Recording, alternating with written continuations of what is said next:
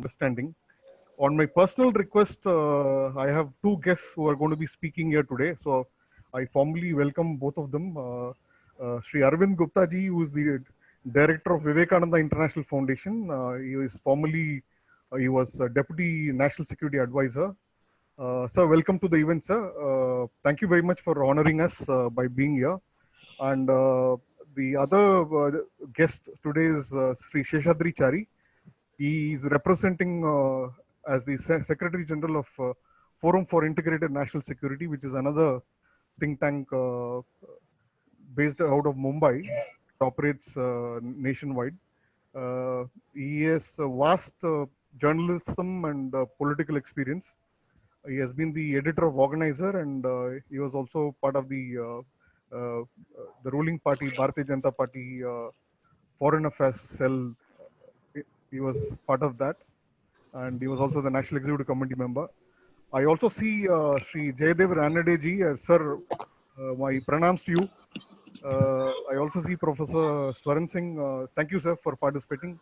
I hand it over to Anilesh Mahajan, who will conduct the proceedings for the day and also introduce all the guests formally. So, thank you very much, sir. Thank you very much for joining. And I also welcome all the participants who are here today. Uh, I also see Ashwini Mahajanji. Thank you very much, sir. Now hand over to Anilesh Mahajan. Thank you, Vipin. Thank you very much. Vipin is my elder brother. He was my senior in journalism, and I am still a journalist. And he is now an editor of a magazine. Thank you very much, Vipin. I welcome all the speakers and all the participants in this very important discussion. The world is going through a really, really difficult and different time altogether. We have seen world wars. We have seen, the crisis which world went through during the Gulf War and the other man-made eventualities. All these events have one thing in common. It changed the world order. It changed the world, thinking of the world. It changed the sensibilities of the world. But now there is one disease, COVID-19, which has created a same for all. Which is, I would request everybody to please put your mics on mute, and whenever their turn comes, they can speak up. This disease has changed the world order. Now everybody is seeing China with a suspicion. Even their earlier allies like Italy, Turkey, Iran, they are also seeing certain disturbances with their relationship with China because they have a sense that probably this disease came from their land through the globalization and through the projects they partnered with. So it's a very interesting time for China. Their biggest trade partner, US. It is almost provoking China for a full-fledged war. So now, China is a very critical neighbor of ours. We have a love-hate relationship with China. We almost have 80 to 85 billion dollar worth trade. The balance is toward China. We import more than export, but still we have a trade relationship. Then they also invest into our startups. So this creates, unrest amongst our minds also, that which way, China is moving. They are also showing aggression towards us at LSE and towards, certain parts in Northeast. Then they are also trying to recapture their lost relationship with our neighbors. We have seen a small skirmish which we had with Nepal, which I believe it was dealt well with our diplomats. So, the world order is changing, but, this China's position is also changing in the global world. So it would be very interesting to understand in these circumstances when China is, almost put against the wall by European as well as by the North American countries. What sort of option do they have? They are showing aggression. One, they are pushing their factories to come back very quickly into action. Then they are also seeing that the Western countries supporting India into getting into other multilaterals like G7 has recently happened. Then India is also doing strategic alliances with Australia. Day before yesterday, we heard that announcement. So things are moving in Chinese neighbor as well. South Asian Sea is a flashpoint. Taiwan is a flashpoint. Hong Kong is a flashpoint. So China is, to our minds, China is losing options. But still, there must be some certain things which is there in the armory, so that which they can pull and regain their space. They are still one of the only economies which has a surplus money in their hand. They can still put in that money to win many vulnerable countries. So to discuss this very contentious issue, we have probably one of the best minds in the country. I welcome Jayadev Ranadeji. He was earlier additional secretary at Cabinet Secretariat, which is in other words India's premier intelligence agency. Plus, he is also one of the greatest minds to understand China. Then we also have Mr. Shishadri Chari. He has a distinguished career as somebody who understands foreign policy, and he understands our neighbors. Shishadri Chari ji, as Bipin was telling us, that he has spent his most of his time in understanding internal and external security. Plus, he was also leading the overseas. Overseas, if I'm not wrong, is it overseas friends of BJP, or earlier it used to be called as part of the foreign No, it was affairs foreign policy. It was foreign policy cell. It used to be cell called. of BJP. I was the And we all convener of have this. read his papers. We all read his articles. Most of us interacted with them in person also to understand many things. Then we also have Dr. Ashwini Mahajan, one of the most vociferous voice against China in India. Pardon, sir? Ashwini ji leads Swadeshi Jagan Manch, and he is economist by training. Ashwini ji also teaches economics at Delhi University. And then we also have Professor Swaran Singh. Professor Swaran Singh is chair. He's leading chair at JNU's Center for International Studies, Organization and Disarmament. He has spent his life understanding China. Then we have Dr. Arvind Gupta. Dr. Arvind Gupta ji was the country's earlier deputy NSA. Plus, he also leads an organization called Vivekananda Foundation in India now. And he also spent his life in foreign services, understanding many of these issues which we would be discussing. Apart from our distinguished panelists, we have really good professionals who have dealt with China in some aspect or the other. So I would just take 2 minutes to introduce some of them. R. Chandrasekhar ji is here. He was earlier heading NASCOM, and prior to that, he was country's telecom secretary and information technology. I welcome him. Ajit Pai is here. He's part of Niti Aayog. Then I could see Satish Marathe ji. He sits on the board of RBI. I can see my friend Sandeep Kumar is also here. He leads Center for South Indian Studies. And South India has a deeper relationship with China. So maybe some other day we'll be discussing many things with him. But now I'm starting the discussion. And I'm inviting Dr. Arvind Gupta to start the discussion. Sir, I would request every speaker to take 5 minutes to start. Then we can take the discussion forward, sir. Dr. Gupta.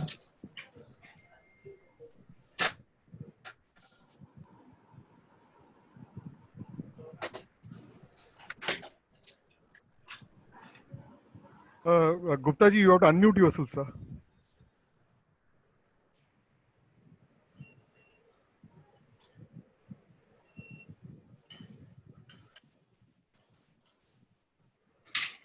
Can you hear me now? Yeah, we can hear you now, sir. Yeah. No, I was saying that thank you very much for inviting me to this discussion today on China. And I think it's a very timely discussion, and we need to discuss the issues that you have raised very competently in your introductory remarks. Of course, here we have many distinguished thinkers who have been thinking about these issues, and it will be a great learning experience for me as well. But let me just make a few points in about 5 minutes that you have given me. And I think one thing that is becoming obvious as the time passes is that China is behaving in a very frustrated manner, and it is also on the defensive. But its frustration is showing in a very unpredictable and a dangerous manner. So a defensive and frustrated China could be very unpredictable and dangerous. Its forward march has been disrupted by the virus. It has become the butt of global criticism on its handling of the virus. And I think the virus came as a big surprise to it.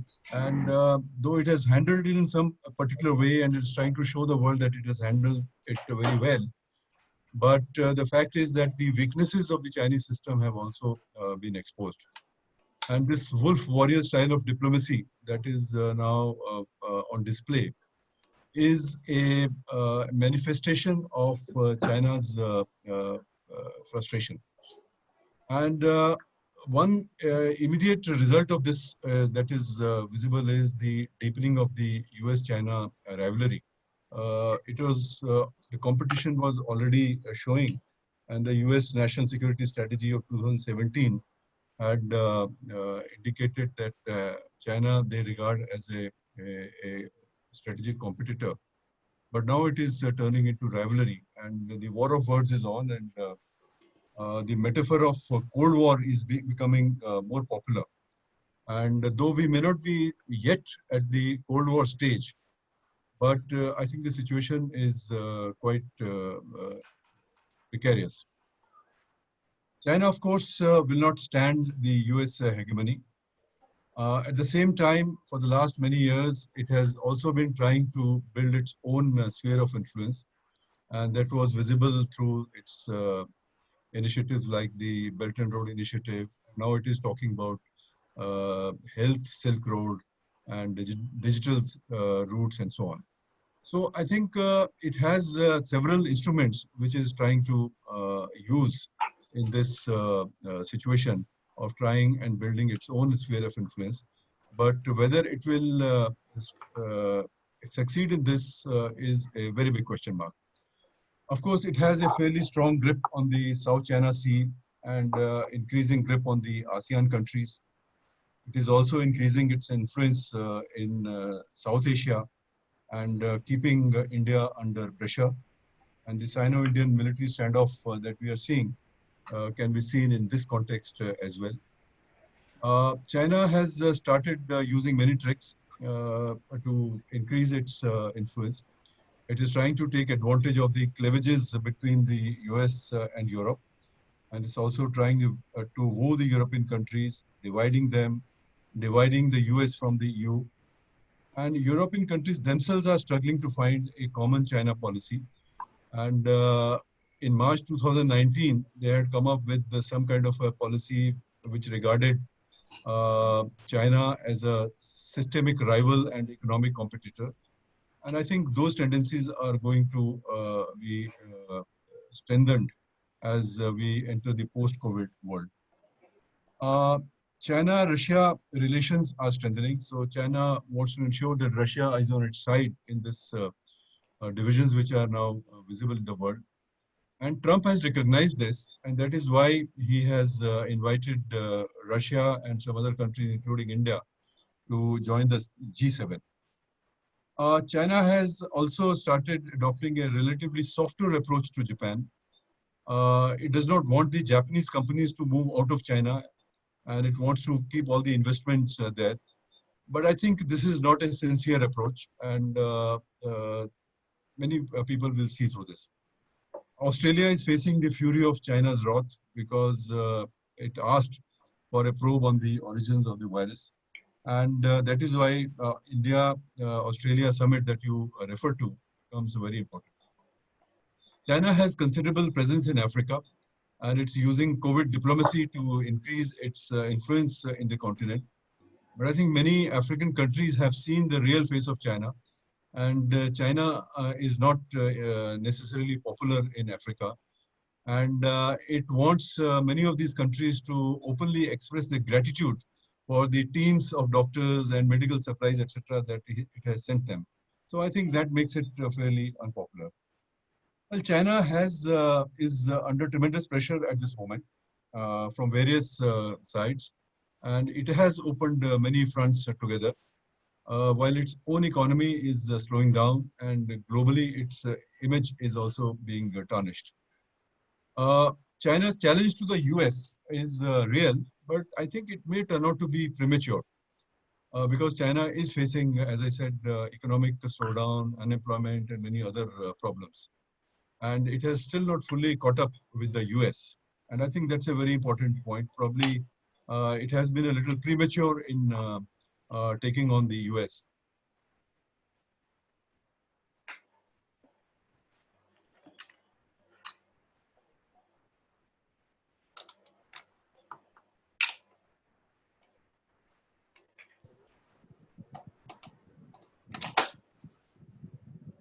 I think his video, the broadband has an issue somewhere, right?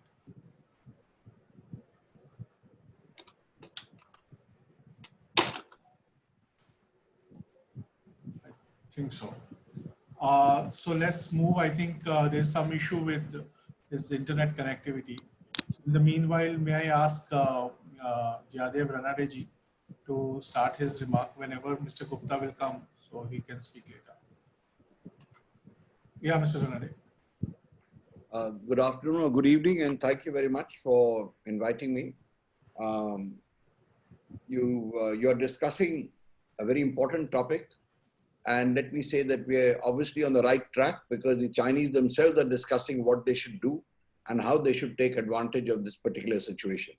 You've asked for a China perspective, so that's what I will try and give in a couple of parts. I'm not going to dwell too much on the past, but I will say that with COVID having hit China very unexpectedly, it caused a lot of damage to China.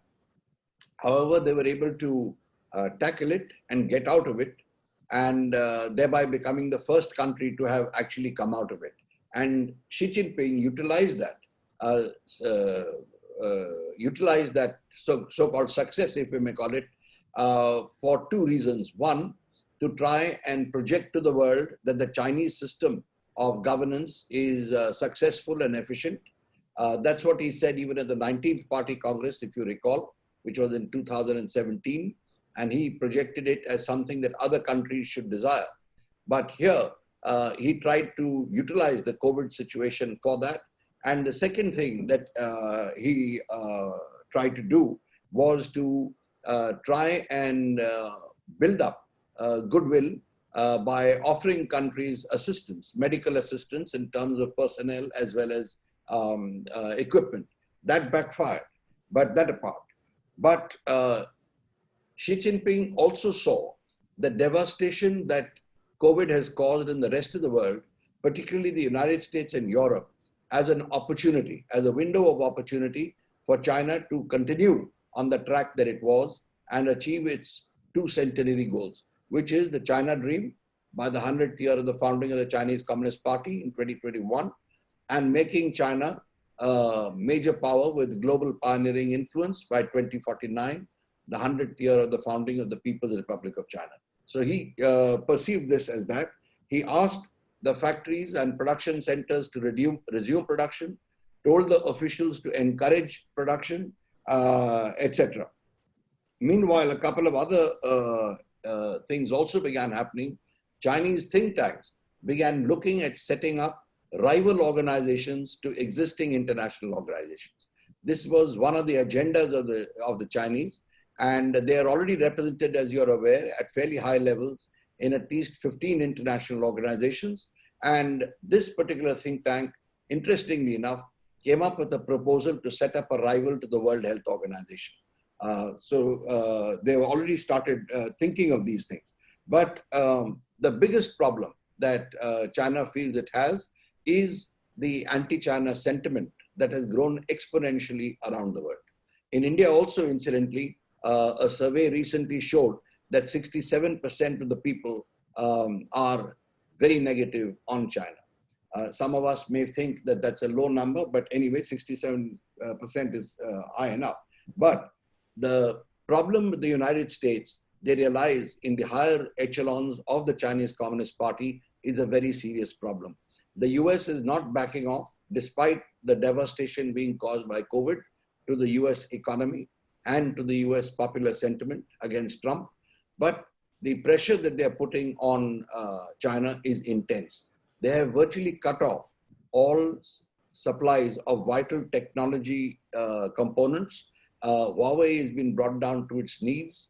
ZTE is bankrupt. The Chinese are finding it very difficult now to start sourcing the kind of microchips, etc., that they need. So that contest between the US and China is going on. And that is really troubling the leadership, though as far as their newspapers and overt media is concerned, they're not letting on how worried they are. This US-China trade war is also causing them a lot of pain in terms of the economy. Just to cite a couple of figures, whereas unemployment prior to the COVID hitting in 2019 was between 17 to 20 million. By March this year, it was between 70 to 80 million.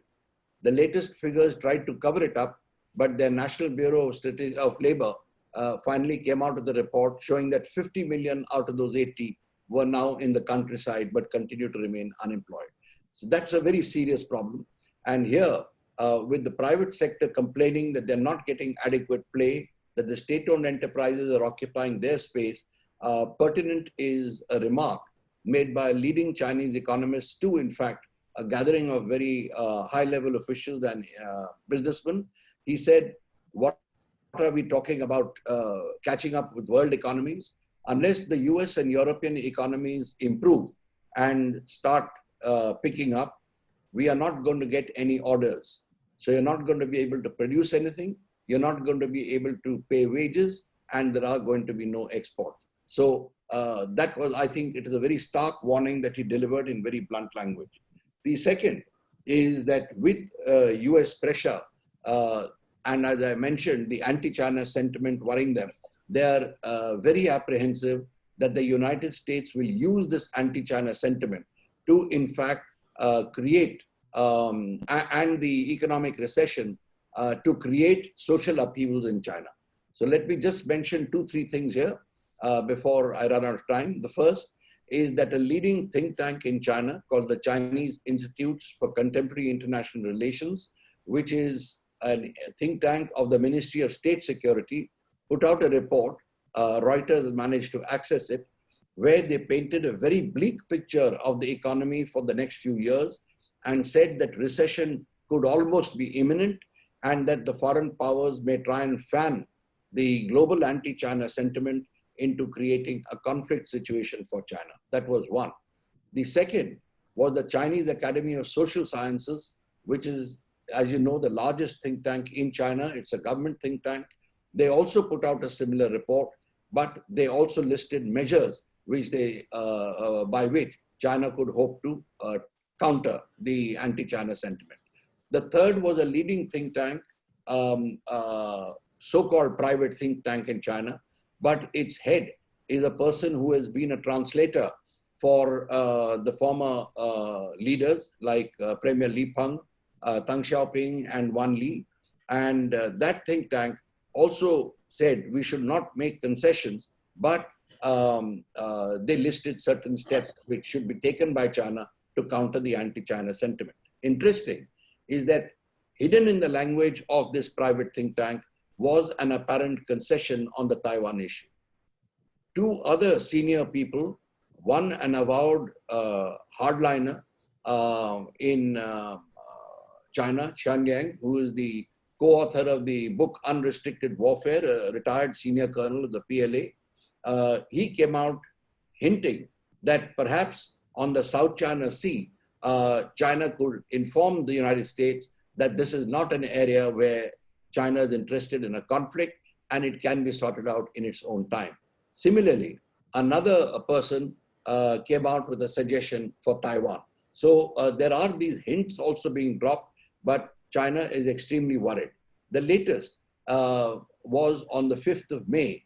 The PLA Daily came out with an essay, unusual for it to publish an essay, it was a lengthy essay, which spoke about, and I quote here, a high explosive situation in China because of a very poor economy, because China is friendless, and foreign powers can meddle and create a social upheaval in China.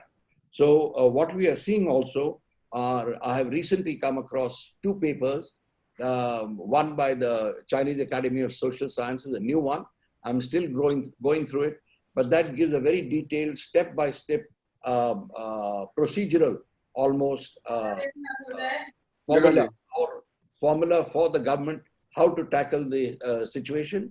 And the second was a conference that they held on peripheral diplomacy, how to tackle the neighbors through this difficult period. But I just end by saying that what I can see is that Chinese are still formulating their policy, but their main agenda seems to be to get economic production going, to tackle the anti-China sentiment, and in some way to try and cool things down with the United States.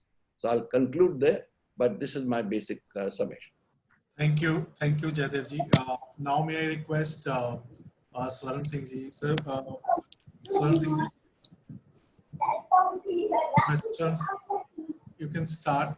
So my request is that please limit your initial remarks to 5 minutes so that we can come back and then do larger discussion. Can I request the host to mute everyone first and then I'll unmute myself? Yeah, please.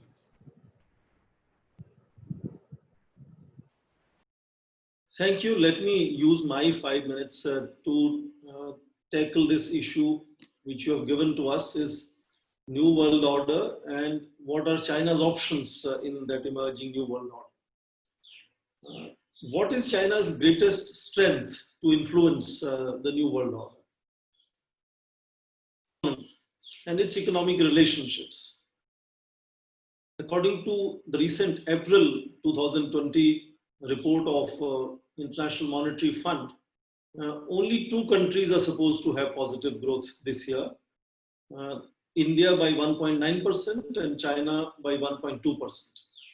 Of course, Chinese don't believe that because they think IMF did not consider the fact that China will come out of COVID-19 at such fast speed with such limited damage as they want us to believe. So they think the growth rate of China is going to be even better than what IMF thinks it is going to be. But interesting it is that IMF same report also says that the United States economy will shrink by 6%. So there is absolutely no doubt Chinese will get an economic hit. The world is angry, at least the developed countries are angry, and they will deny advanced technologies access to Chinese. But let's begin by saying we are looking at a relative hit on each of these major players. And how will they utilize whatever is left with them? In purchasing power parity, Chinese economy is already about $5 trillion bigger than United States. I assume if you believe Chinese, then they will make the difference even bigger. So let's begin by saying a limited bandwidth of economic strength is what China has, and it will use that. How will it use that? We already noticed that other than the economic powerhouse, the main source of China's economic power is what we call cheap and low quality production. Now, Western countries cannot control that part of production of China. So China may not quickly go and build branding that it was building over a period of time. Some of the advanced technology sectors would get impacted, but the bulk production will still continue to be there. And in that bulk production comes medical equipment, medicines, and of course, raw materials for medicines, active pharmaceutical ingredients.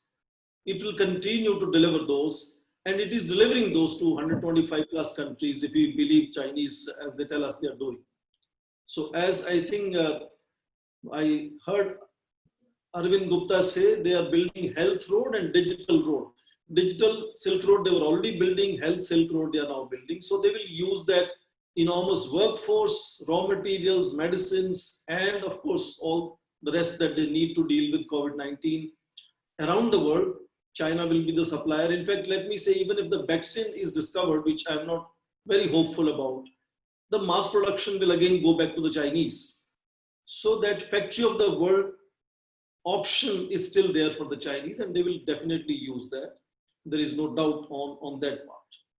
It is in fact also using that political force in political terms. And that space is also increasing, partly because, as we know, United States, even before COVID-19, was shrinking in terms of its responsibilities around the world. Now it is the largest impacted country. You look at the countries, number 1, 2, 3, United States, Brazil, Australia, Spain, Italy. So there is a certain number of countries who are also critical and angry with China, but also constantly sinking into COVID-19 morass. So that is creating not just the economic space for China, but also political space for China.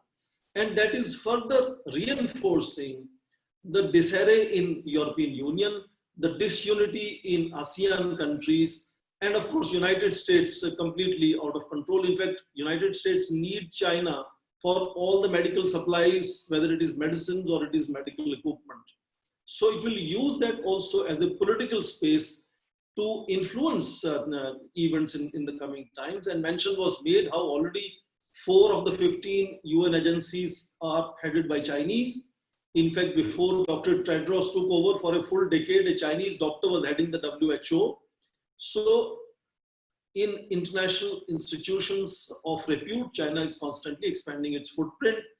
It's launching new regional forums. It is becoming influential in other regional forums that existed before. So economic power is being transformed into political power is what I'm saying. So what fundamentally my last point here is that we have seen for a long time this trade war going on between the United States, the largest and the second largest economy, as we keep saying. That was fundamentally seen in terms of China's economic rise, undermining and sort of disempowering some of the other countries' potential in allowing them to develop. For example, we buy agarbattis and Ganeshji both from Chinese, so obviously it undermines our local industries. But now it's not only economic, it's now for the first time, again, I think Jaydev Ranade mentioned, move now to the new Cold War is there. So for the first time, China is propagating an option of selling its political model itself, saying that the other political models have been discredited by the fact that they have messed up the things, they have failed in addressing the pandemic, whereas China, as they want us to believe, has restricted it both geographically and demographically. Imagine 80% plus infections only in one city of China. Imagine India's 80+% infections only, let's say Trivandrum. Chinese have done that. In one province, about 90% plus. The rest of the country was protected. They want us to believe that. And they have come back to normal life. Now that economic force was gradually inching towards political force is now almost out in open. They want to tell the world that they are not the cause of the pandemic world over. They are the benefactors and saviors of the world today. That their political model is something that everybody should actually be getting interested in and adopting. That is throwing up challenge, and we see alliances of democracies coming up as a response as well. But economic force behind China's political proposition, I think, is opening new options for China. And it will continue to do more or less the same thing that it did. We are seeing that inching and pinching on periphery. Indian border is facing that already. And that is only going to be accelerated once it gets greater political leverage in decision making and structures at international level in the new world order. It will perhaps try to do what it always wanted to do, sort of shift its century of humiliation narrative to now the new narrative of national rejuvenation, China dream. And I think we have to carefully calibrate such that the advantages that developed countries have, advantages that democracies have, are reinforced together and maximized simply to ensure not to stop rise of China, but that it happens in such a fashion that it doesn't rattle the value systems, norms, and institutions that we have created, which have ensured peace around the world for the last 75 years. So that is a responsibility. As China uses its options now to expand its footprint, we have to make sure that it doesn't kind of press on too many toes around the world. I was hearing a former foreign secretary, and I'll close after that, comparing China as if increasingly obese person joins you in the elevator, simply pushing each other and seeking more space in that territory. I'm not sure if that is a good comparison and in good taste, but that is a comparison which is being often made. So even if we are angry with China, that doesn't stop China making more and more space in international system. Remember, it is a shift from economic power to political power. And if it is shifting towards political power, maybe we are getting back to that ideological contestation that we saw earlier between Soviet Union and United States. This time, United States is not picking up the gauntlet. That is our tragedy. Thank you. Thank you, Swan Singh ji. Thank you very much. Interestingly, when Mr. Ranade was talking about that only 67% of Indians are anti-China now. So one man who is responsible to achieve 67% is Dr. Ashwini Mahajan and his outfit, Swadeshi Jagran Manch, who are running campaign against Chinese cheap products for, I think now for continuously for 3-4 years now. So now may I request Dr. Ashwini Mahajan to tell us that, how he sees from the Chinese perspective, if he is the Swadeshi Jagran Manch of China, so what sort of advices he would give to one of his fierce enemy, how to revive their economy and geopolitical outlook. Ashwini ji, mic is yours. Please unmute yourself. धन्यवाद नीलेश जी, सबको प्रणाम। और वास्तव में कल एक webinar में बात करते हुए मेरे मुंह से अचानक ये शब्द निकला कि सौभाग्य से ये कोविड आ गया। तो फिर मैंने अपने आप को वहाँ थोड़ा करेक्ट भी किया। तो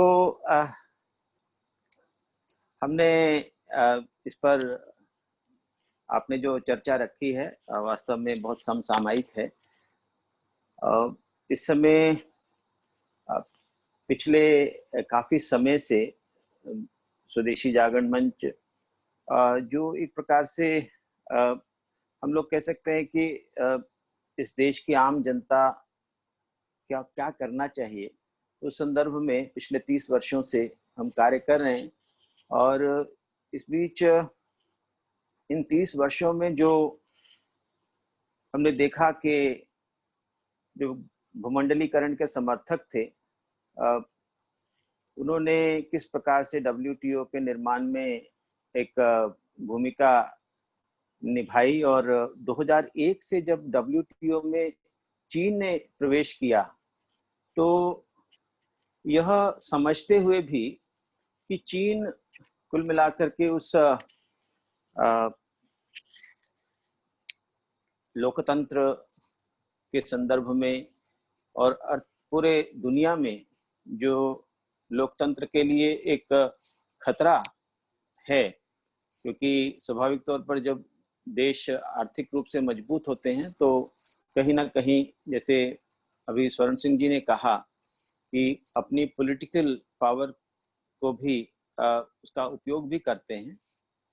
तो उस नाते से उसके खतरों को समझते हुए भी भूमंडलीकरण के प्रति उनका आग्रह इस प्रकार का था कि एज इफ हम कोई विदेशों से आने वाले साजो सामान को रोकने का प्रयास करें, प्रोटेक्शनिस्ट हो जाएं, तो समथिंग इज ऐसा लगता था कि जैसे कोई अपराध कर रहे हैं। वास्तव में चीन की जो रणनीति रही व्यापार के संदर्भ में, वो किसी भी प्रकार से जिसको कहें कि अंतर्राष्ट्रीय व्यापार के संदर्भ में एक फेयर डील नहीं थी। जिस प्रकार से उन्होंने एक लंबे समय तक अपने एक्सपोर्ट्स को सब्सिडाइज किया और जिसके कारण पूरी दुनिया में नुकसान हुआ। उसका परिणाम ये निकला कि चीन आर्थिक दृष्टि से ज्यादा मजबूत होता चला गया। मैंने 2010 में एक लेख लिखा था जिसमें मैंने ये कहा था कि चाइनीज बबल में बस्ट। उसका कारण ये है कि चीन अपने नीतियों के दबाव में खुद ही दबेगा, ऐसा उस समय मुझे जो प्रतीत हुआ, मैंने उस समय लिखा। क्योंकि जिस तेजी से चीन ने सब्सिडाइज किया अपने एक्सपोर्ट्स को, जिसके कारण वहाँ चीन की सरकार और यहाँ तक कि चीन की सभी पीएसयूज इतने भारी कर्ज के बोझ में दब गए। और चीन का अब जब भी कोई समस्या आती थी उसका रिस्पांस वही ऑटोक्रेटिक प्रकार का रिस्पांस रहता था, जो किसी भी तरह से वर्तमान के कैपिटलिज्म के अनुरूप नहीं था। मैं ध्यान दिलाना चाहता हूं कि जब एक ग्लोबल मेल्टडाउन के समय और उसके बाद जब चीन के शेयर बाजारों पर प्रभाव पड़ा, तो उन्होंने शेयर बाजारों को कुछ समय के लिए स्थगित कर दिया, रोक दिया। और जो कैपिटलिस्ट देशों को बिल्कुल पसंद नहीं आया था, लेकिन चीन ने कभी उसकी परवाह नहीं की। वर्तमान में चीन के दो आधार स्तंभ हैं। जैसे अभी बात आई कि एक बहुत बड़ा जो ग्लोबल फैक्ट्री के नाते चीन स्थापित हुआ, और दूसरा एक उसका जो बेल्ट रोड इनिशिएटिव है, जिसके माध्यम से उसने दुनिया के मुल्कों पर राजनीतिक और आर्थिक रूप से एक प्रभाव स्थापित करने का प्रयास किया। लेकिन चीन की जो रणनीति है वो बड़ी आसानी से लोगों को समझ में आनी शुरू हो गई जैसे ही उन्होंने श्रीलंका के हम्बनटोटा पोर्ट पर कब्जा किया। तो समझ में आता है कि कोई जितना भी ताकतवर देश क्यों ना हो, अगर उसकी चालाकियां दुनिया में लोगों को समझ में आनी शुरू हो जाएं, तो राष्ट्रभाव इतना प्रबल होता है। और ये राष्ट्रभाव हमने देखा है, भारत में देखा है, अमेरिका के राष्ट्रभाव को भी देखा है, यूरोपियन देशों के राष्ट्रभाव को भी देखा है। जब अपने अस्तित्व पर खतरा आता है तो आर्थिक विचार जो हैं वो पीछे रह जाते हैं, और जो राष्ट्र को बचाने का जो जज्बा है वो बच जाता है। तो जो राष्ट्रभाव इस समय पूरे दुनिया में जागृत हुआ है कि कैसे चीन के कारण संकट आया, कि चीन जो भी मर्जी करे, वहां के थिंक टैंक्स, वहां का मीडिया, वहां के साइबर आर्मी, उस कुछ भी करे, लेकिन जो लोगों के मन में ये विश्वास जागृत हो गया है तो उसको बदल पाना बड़ा मुश्किल है। चीन सफल हुआ था यूरोप के बीच में डिवीजन करने में, और हमें ध्यान है कि इंग्लैंड जो अमेरिका की सलाह पर ही सब काम करते थे, उन्होंने अमेरिका की सलाह को दरकिनार करते हुए हुआवे को 5G रोल आउट करने का टेंडर दे दिया। और उसी प्रकार से भारत में भी चाहे स्वदेशी जागरण मंच ने बहुत विरोध किया और बहुत बड़ा डिवीजन इस समय सोच में था उस समय भी, लेकिन उसके बावजूद भी उनको ट्रायल का अवसर दिया गया। लेकिन आज जो स्थिति बनी है, जिस प्रकार से बात आई, ZTE या हुआवे इस समय बैंक्रप्सी पर जा रहे हैं। चीन ने में बहुत पहले से ही, अभी तो कोविड-19 का तो विषय बाद में आया, बहुत पहले से ही मैन्युफैक्चरिंग में रिसेशन दिखाई देने लग गया था। और अभी जो वर्तमान में स्थिति बनी है, जो चीन की अर्थव्यवस्था है, वो मुख्य रूप से इंफ्रास्ट्रक्चर के ऊपर निर्भर रहने वाली थी।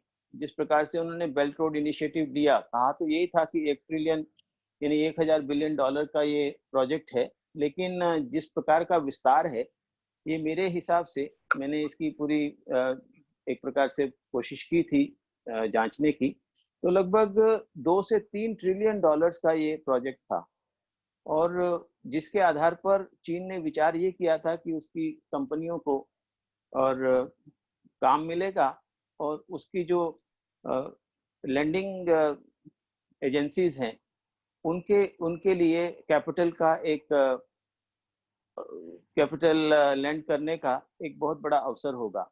लेकिन जिस प्रकार से इटली जैसे देश में ये कोविड का प्रभाव पड़ा, और वो भी उसी कारण से पड़ा कि वहाँ चाइनीज लेबर गई और उसने ये इसको सीड किया कोविड को। इसके कारण पूरी दुनिया में यूरोप समेत एक वातावरण निर्माण हुआ है।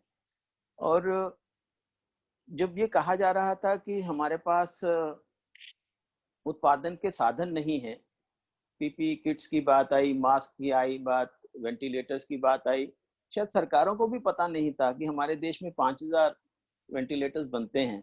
हम बाहर देख रहे थे, इतने में हमारे एक उत्पादक ने बताया कि मैं 5000 वेंटिलेटर तो बना करके विदेश में भेजता हूँ, क्योंकि यहाँ की ब्यूरोक्रेसी मुझे सरकारी तंत्र में बेचने ही नहीं देती है, तो मैं यूरोप में बेच रहा हूँ।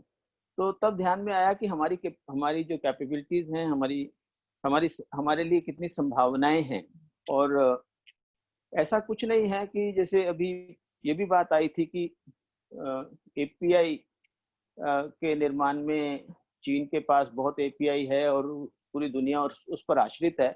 हमें नहीं भूलना चाहिए कि भारत 200 देशों में अपनी दवाओं को सप्लाई करता था, और 90% एपीआई हम बनाया करते थे अपने लिए। और आज स्थिति बनी है उनकी डंपिंग के कारण कि हम वो एपीआई नहीं बनाते, 90% इंपोर्ट करते हैं। लेकिन ऐसा कुछ नहीं है कि हम वो बना ही नहीं सकते। अगर हम अपनी उन सभी कंपनीज को दोबारा से रीजनरेट करें, तो अपने आप ही वो उत्पादन करना शुरू कर देंगे। इसी प्रकार से ऐसा कोई भी उत्पादन का क्षेत्र नहीं है। अभी हम कई बार आरसेप के संदर्भ में बहुत से उद्योगों के साथ हमारी बातचीत हुई, chemical, steel, electronics, telecom, automobile, सभी सेक्टर्स के साथ हमारी बातचीत हुई, तो पता लगा कि अधिकांश जो हमारे उद्योग इस समय अंडर कैपेसिटी से कम इस्तेमाल कर रहे हैं, उसका मुख्य कारण चीन की डंपिंग है। और 4, 5, 6, 7 कहीं 10% का अंतर है। तो ये बहुत बड़ा अंतर नहीं होता है। एफिशिएंसीज दोबारा से स्थापित की जा सकती हैं। ऐसा कुछ नहीं है कि हम लोग उन चीज़ों का उत्पादन नहीं कर सकते हैं। तो मैं तो केवल भारत के संदर्भ में ये बात कहूँगा कि चीन के पास हो सकता है तमाम प्रकार के साधन हो सकता है चीन सामरिक दृष्टि से भी भारत से ज़्यादा बेहतर स्थिति में हो, लेकिन जिस प्रकार से अंतर्राष्ट्रीय मूड बना है और जिस प्रकार से सभी देश इस समय मिल करके चीन के खिलाफ खड़े हुए हैं, जिस प्रकार से अमेरिका ने चीन को धत्ता दिखाते हुए भारत और रूस को G7 शिखर सम्मेलन में शामिल करने का निर्णय लिया है, जिस प्रकार से अभी ऑस्ट्रेलिया के साथ हमारी सामरिक बातचीत हुई है, इन सब से इंगित हो रहा है कि चीन की सामरिक शक्ति के सामने दुनिया की जो कलेक्टिव पावर है,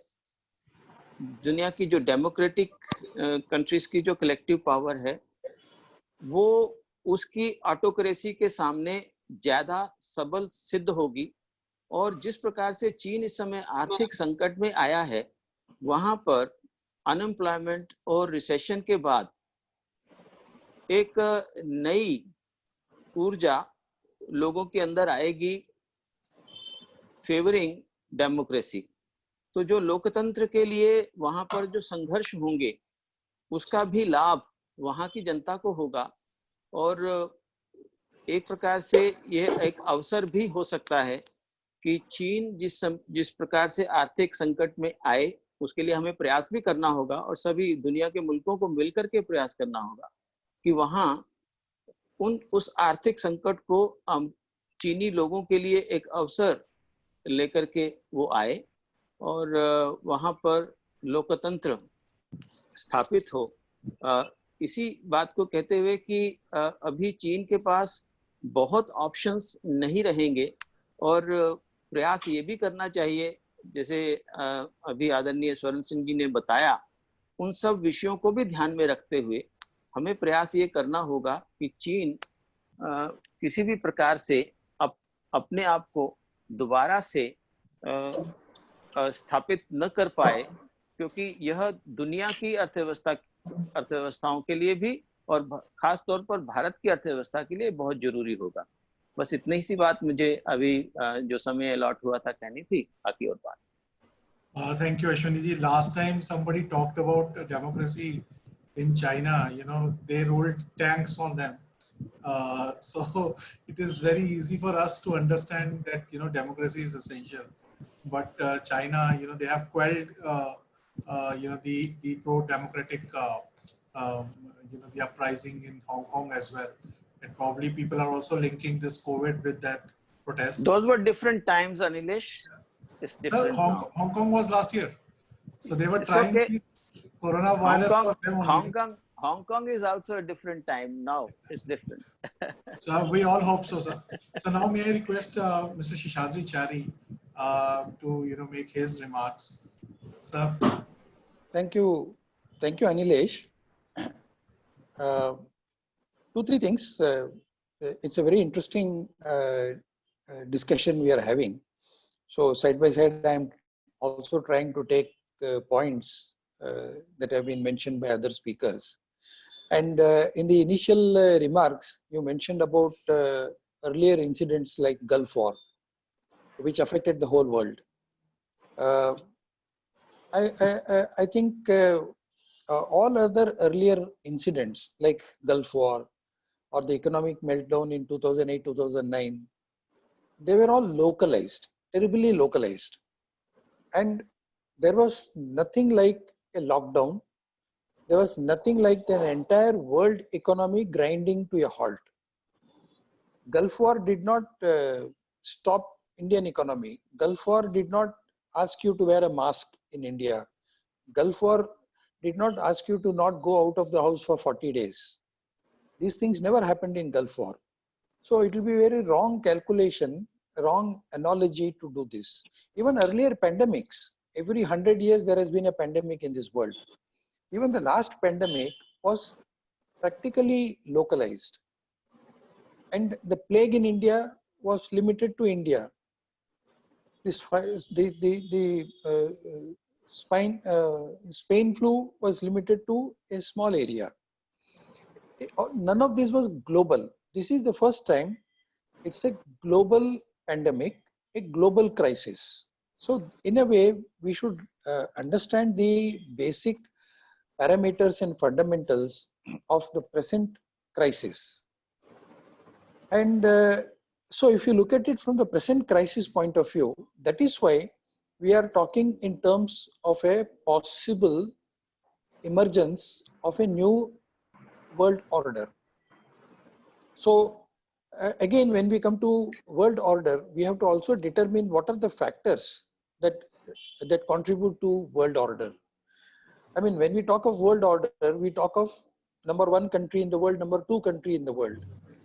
What we say is the rule maker and the rule followers. So if rule maker and rule follower are the attributes of a world order, we should also remember that the world order was determined by a geography.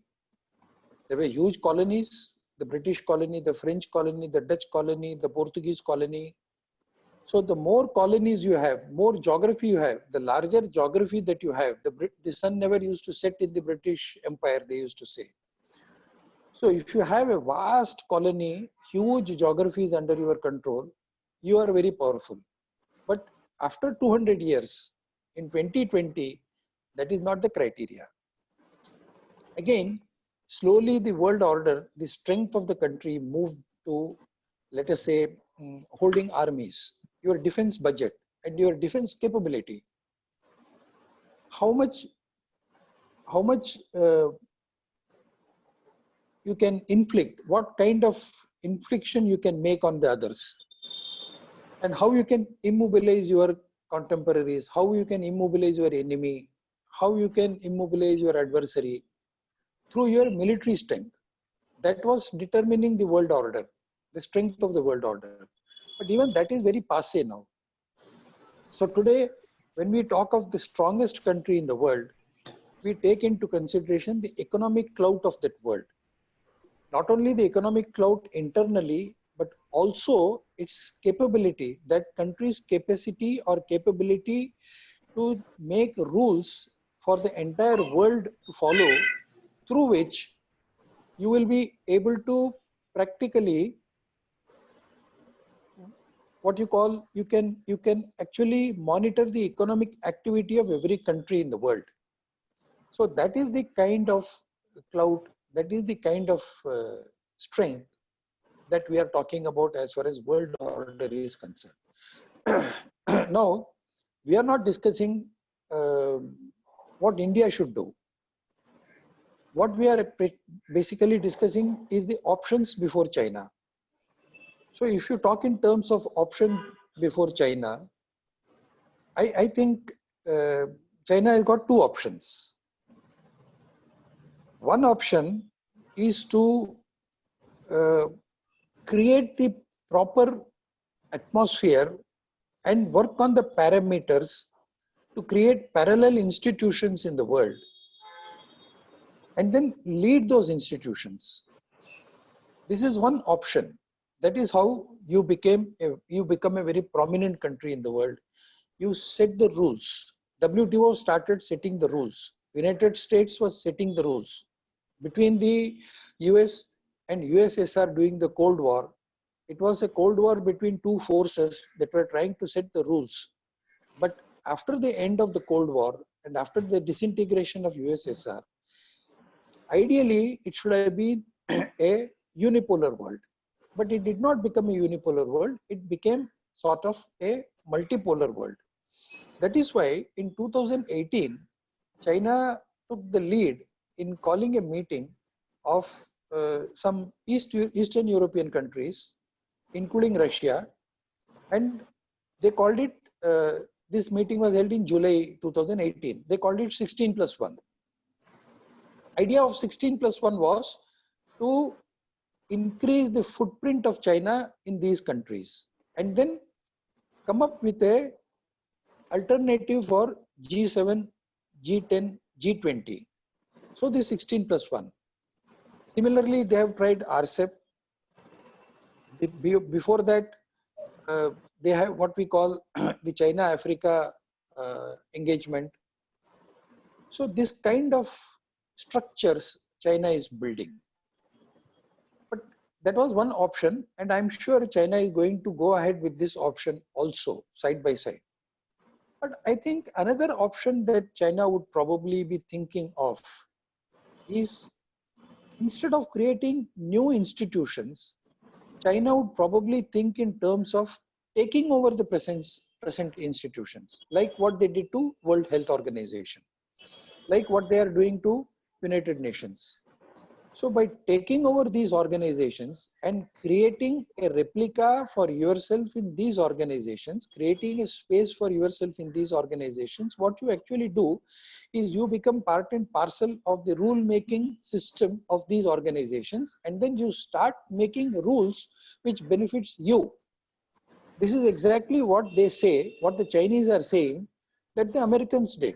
This is exactly what they say the British did when they had colonies. This is exactly what they are say when they are when they are doing with United Nations. So they are saying that if USA could do it, when UK can do this, when you are all doing it, why can't we do it? We are not a third world country. I have arrived. China says it has arrived. That's why in 2013, if you see Xi Jinping's speech, he did not speak about the strength of China. What he said was that together we can build a broad community of shared interest. This is the United Nations language. To build a broad community of shared interest is what China is talking about.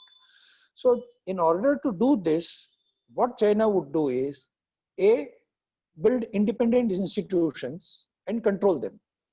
B, get into the present institutions and control them. Thereby, there will be a win-win situation on both the counts. So I think China has these two options, and China will and is using both these options. And then comes the strength of the defense capability. China will never fall into the trap of increasing or improving its defense capability. We should go back to history. During the Ronald Reagan time, Ronald Reagan began to increase the defense spending.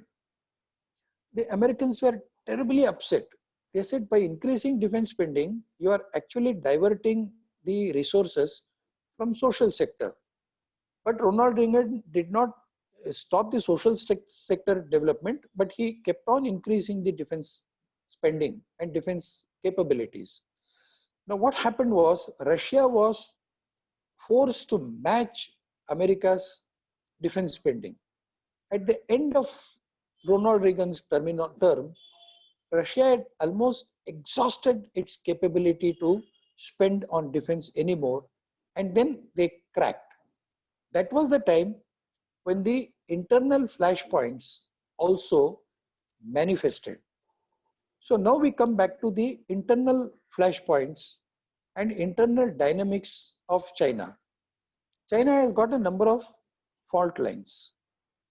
Hong Kong is one, Taiwan is one, Xinjiang, Uyghurs are one, Tibet is a very big flashpoint, Central Asia is trying to make its own way, and then democracy movement. Yes, they can put down the democracy movement. They could do it. Tiananmen Square, 31. I mean, just 2-3 days back, we observed the 31st anniversary of Tiananmen Square. But another Tiananmen Square will give them even more bad name, just as coronavirus has given them a bad name. There is already an emerging anti-China coalition. Now, how far this anti-China coalition will go, whether they will succeed, or all these things are very different. Therefore, what we have to basically see is keep watching China for how they manage their internal dynamics, and at the same time, how they are able to operate at the global level on two counts. One, increasing their strength and increasing their participation in the existing institutions and create new institutions. So these two things I think China will do, and they have these two options, plus there are other options also. But I think when we talk in terms of a emerging world order and China's options, this is what comes to my mind. More, of course, when we come to discussion and question answer. Thank you. Thank you, Mr. Chari. Thank you very much. It's really insightful that how a powerful country becomes a superpower. Thank you very much. Mr. Ranade has to leave. He has given another commitment. Mr. Ranade, you wanted to speak? If I can just Then make I can go back to Mr. Gupta because he is also back. So if I can just make a couple of points, I'll take on from what Mr. Chari said. I think he made some very perceptive remarks, but he just stopped short of naming certain powers and what was happening. He was probably being very diplomatic, but knowing him as I do. But let me just say that what we are seeing today, and I think this is a point I need to stress particularly for all of us, what we are seeing today is a very sharp, almost no holds barred contest between the United States and China for the number one position. And that number one position includes the ability to, shall I say, guide the international economy as well as to run the world order. China wants to obviously either replace or partner the United States in that effort, and the United States is unwilling to let China rise. Secondly, there was a point made earlier about China focusing on political power and therefore it being accommodated. At least that is the sense that I got. Here I would just like to say that experience over the last so many years has shown that that is not China's agenda. China's agenda can be described in one word, which is domination. And that is what they're trying to do. And as we have seen it firsthand on a number of occasions, so have the others. The world has now realized that as far as China is concerned, it's not going to stop only at some kind of an arrangement whereby it wields more political power. It wants to be at the top, either, as I said, sharing the high table with the United States or being there alone. And that is what we are seeing at play. Whether it succeeds or not, I do not know. But we should not exaggerate China's economic power or clout. The United States also is a very powerful country, economically also a very powerful country. So I expect a strong contest which might last for some time. Thank you. I just wanted to make these final points before I leave. Thank you, Mr. Ranade. We allow you to log off. Thanks for your time. Thank you. In fact, your comments and Swaran Singh's comments, they were contradicting to each other. And Swaran Singh, I will come back to you, Professor Swaran Singh, with those contradictions which which were there with Mr. Ranade's comments. Now, may I request Mr. Gupta, Dr. Gupta, if you can finish your remarks. Unfortunately, the Wi-Fi was probably weaker. We couldn't hear your full remarks. Mic is yours, sir.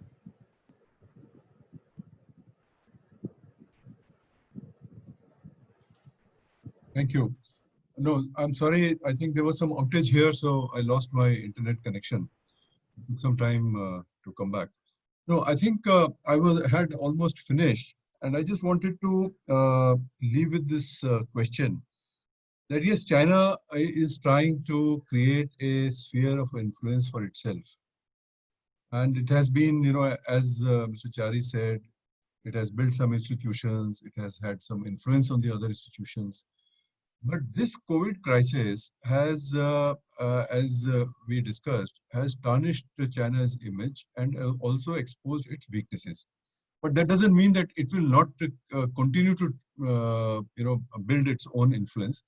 And we're already seeing that in South China Sea, maybe in ASEAN, it has some influence. In Europe, probably it is 17 countries were mentioned, 16 countries were mentioned.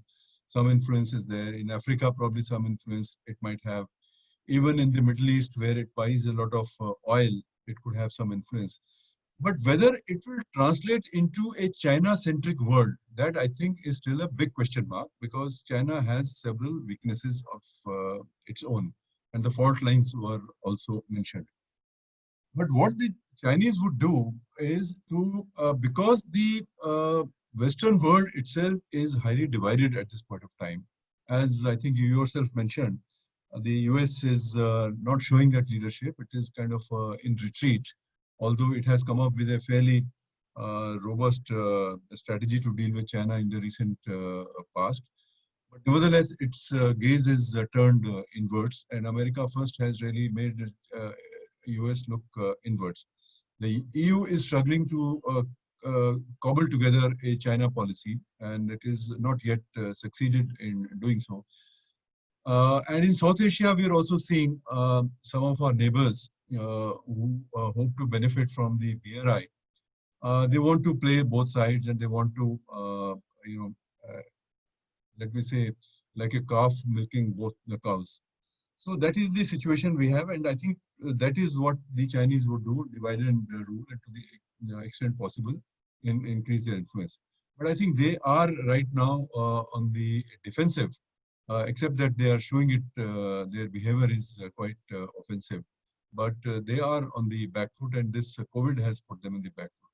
So this gives us a chance to really look at the new world order and how we should really shape it. We need to have a much deeper dialogue, and that's where India comes in. Of course, we are not today discussing India's options, but I think India, with its program of Atmanirbharta, and I think Ashwini ji talked about Swadeshi movement and so on. But if we can today renew these things and suit them to the 21st century and build our internal strengths, we can do that. But the option before India is that Chinese, unfortunately, are becoming more and more anti-Indian, and this Ladakh standoff is showing that the true colors of China. And despite the Wuhan summit and Mamallapuram summit, etc., we have not been able to really change their views, and they are not interested in the clarification of the LSE, etc. Basically, they want to keep India under pressure. And we have the China-Pakistan nexus also, which is becoming even stronger. And we have to be very careful as to what China and Pakistan might do at this point of time when India is fighting the virus and also is now engaged to defend itself on the LAC, etc. So we have to probably start a deeper dialogue with the other countries who are also the victims of the Chinese pressures. And as I think was mentioned by Mr. Chari, that economic strengths become here paramount. And of course, once we have economic strengths, we can also the military strengths also cannot be neglected. So we have to work on many fronts. So, but we should not really be overawed by this Chinese march. I think it has been interrupted, and there will be a rethink in almost every country as to how they deal with China. So these are the points I wanted.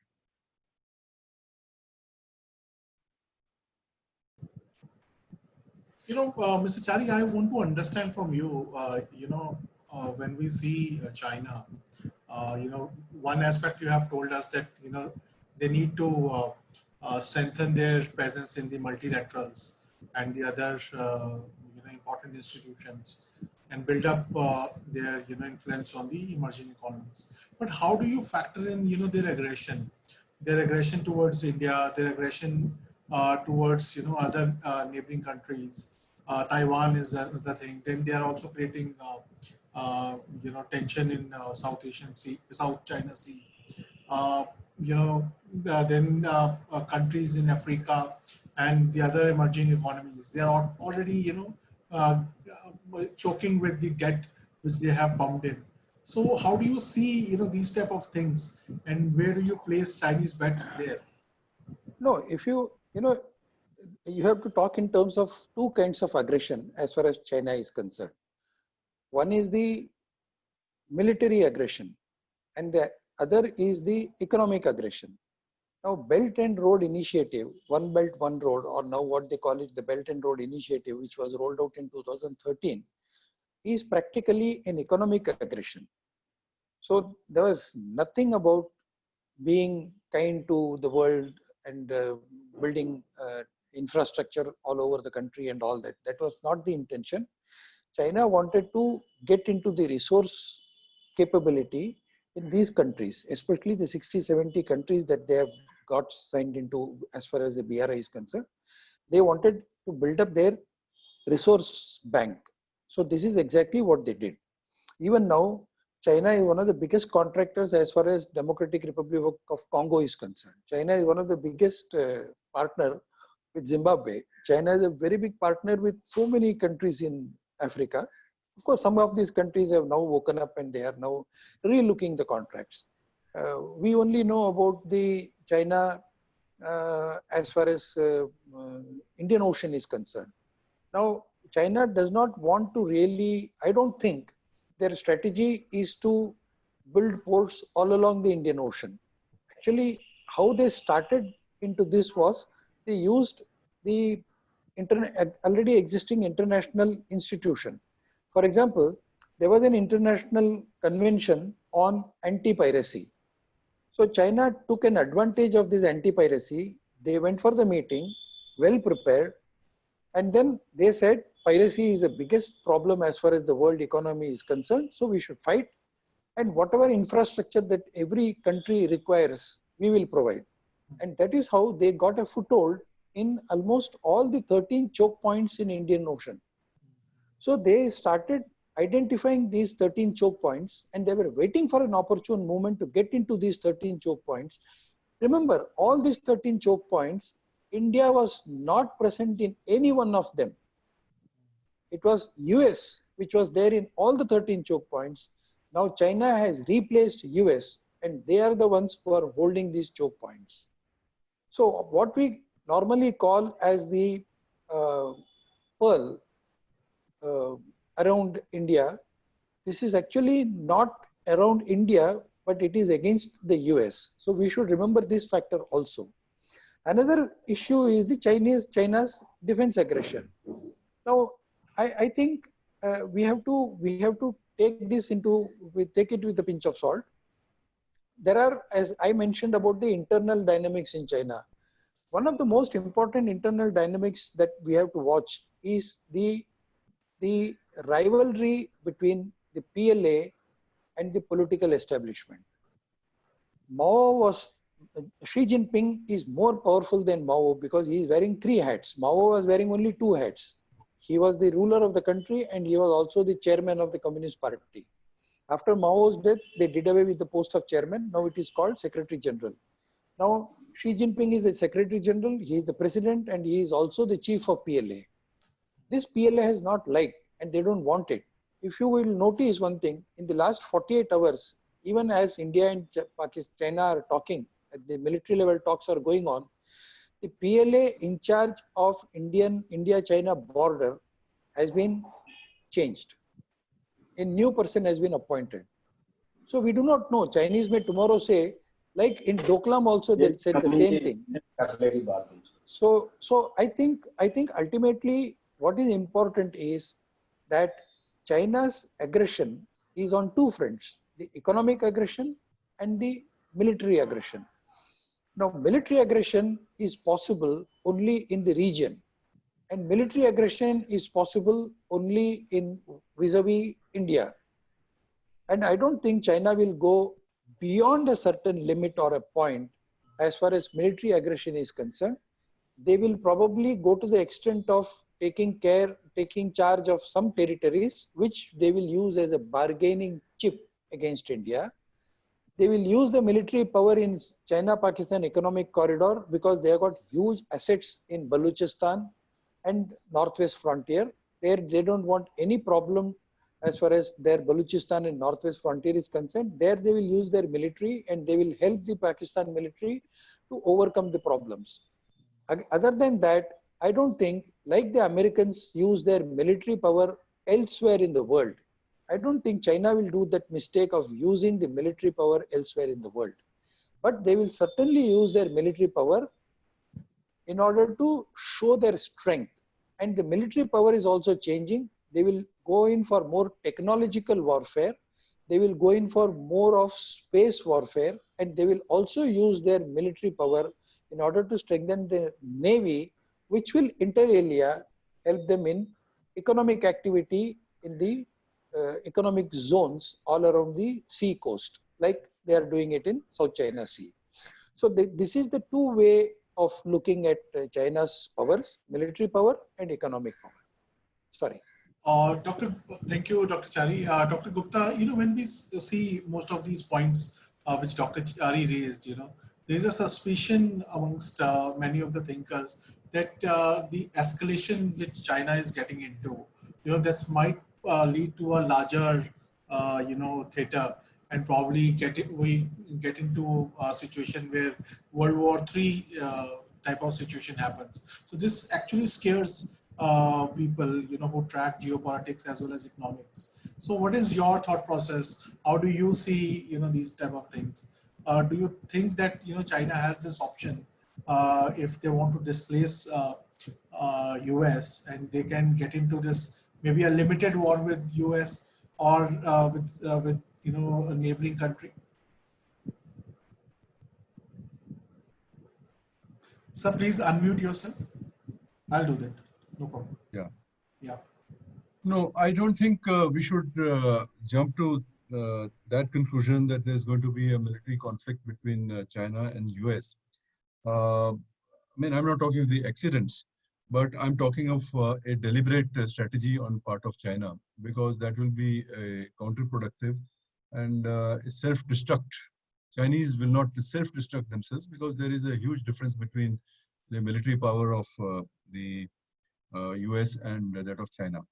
But I think what we have to really provide for is a step-by-step deterioration and a confrontation, and which will be happening on many fronts. And I think economic front is one such, because it's today most of we have been talking about this gray zone conflict. We have been talking about asymmetric warfare, which brings in, apart from the military, many other dimensions. So I think that's where information warfare, for instance, propaganda, maybe covert. So those kind of things, I think, will become more common, even between China and US. For instance, Trump has already said that the Chinese are likely to interfere in the presidential elections. I mean, he has said that. And he has called Biden, I mean, some people have called Biden as Beijing Biden. So, these kind of things will happen. So I don't think we are really talking in terms of a military conflict of the nature that you talk.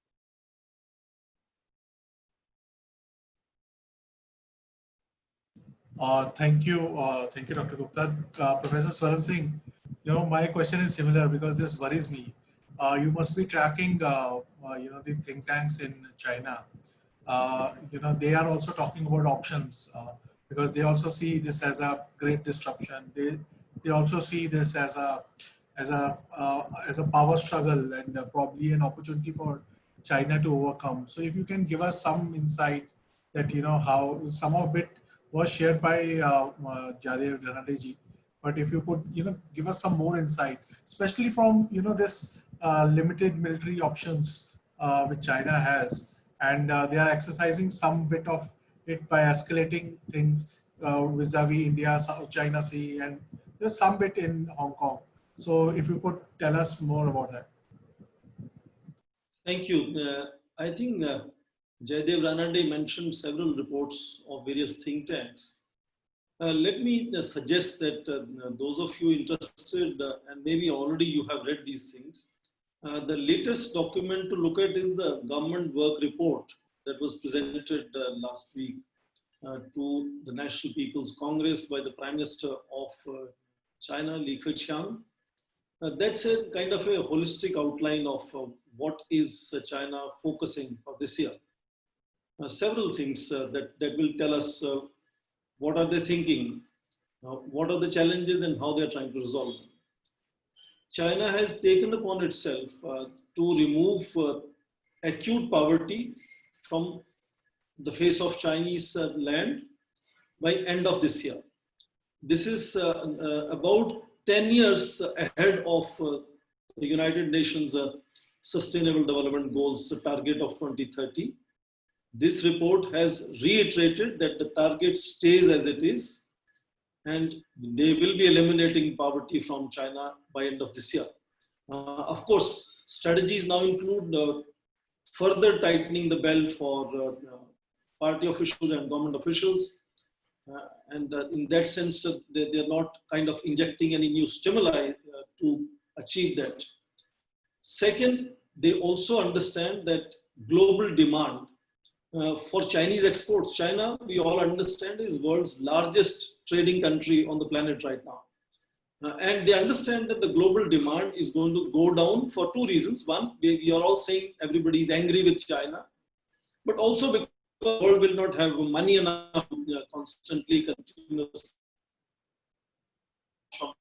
So the report clearly outlines how this time, in continuation to what China has been doing for several years now, the focus of consumption internally will be encouraged.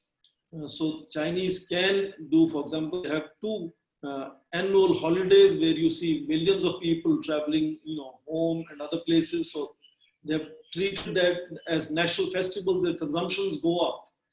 You also have, for example, Alibaba's what is called single sale, which is on 11th of November. It was originally proposed as singles, people who are single and sale for them, but everybody buys that. And there are 30, 40, 60 billion dollars of business that happens on one day online only. So they are encouraging internal consumption to, overcome this global demand shrinking and hitting Chinese. Look at their defense expenditure, since you asked me about PLA. 6.6% increase. It is the lowest in about 30 years. But let's see how other nations are doing. What kind of increase other nations will show in their defense expenditure for this year. So China is, in that sense, constantly working on shifting gear and then making sure it survives and thrives. And growth rate is not advertised again for several dozens of years. They have done it, now they have not done it, because they want to give an estimate which they think will be much higher than IMF, as I mentioned earlier. Now, about Hong Kong, you mentioned. Yes, in fact, let me first say, among nation states, there is nothing essentially good, bad, right, wrong, honest, dishonest. The victorious power will tell us what is the definition of honesty and transparency. And so sheer power is what we have to measure, and that power would include power of discourse as well. We have idea of power, but also power of ideas is important in this narrative. And India has used power of ideas throughout its history. And we fully understand that. So overall, comprehensive power, which again, Tang Xiaoping started that kind of a dialogue, is what we have to measure. And if we can turn Hong Kong into a tool where we can successfully arm twist Chinese, fantastic. If we can turn our boycott China into a fantastic tool to punish China, make a dent in their economy, fantastic. But if it is only sentimentalism, I'm sorry to say, it doesn't serve any purpose at all. It only puts us in bad taste in that sense, unless we are able to deliver. Look at United States. George Floyd is currently in news in United States. Whole of United States, you are seeing protests, including looting and shooting. In fact, let me also say, on average in United States, every year, more than 1,000 people are killed by police shooting them. And you can do the racial, sort of segregation of people who are the people who are getting killed. So every nation can have its own protests, its own problems. But can other nations exploit that? If they can exploit that, Taiwan Act, travel advisories on Hong Kong by President Trump, I hope they are able to make a dent. Imagine Chinese issuing a travel advisory because there are protests in the United States. How would you look at that? They're not doing that because they are the rising power. And rising power, all of us understand. I keep saying, in a lighter vein, being number 2 in life, and all of us have been number 2 at various points of time in life. Being number 2 is a difficult proposition. You have to keep number 1 in good humor and undercut him at the same time. Chinese are able to do it so far. And in fact, Chinese have been recognized over a period of time by United States as number 1 power in Asia. Look at that, the fact that in 2003, United States outsourced nuclear non-proliferation to Chinese, North Korean nuclear non-proliferation. So United States has over time recognized China as an important country, but when they feel the pinch is too hard on them, and of course, when the regime changes, now you have President Trump who's directly at loggerhead with Chinese, and of course it has an impact on the trade, no doubt on it.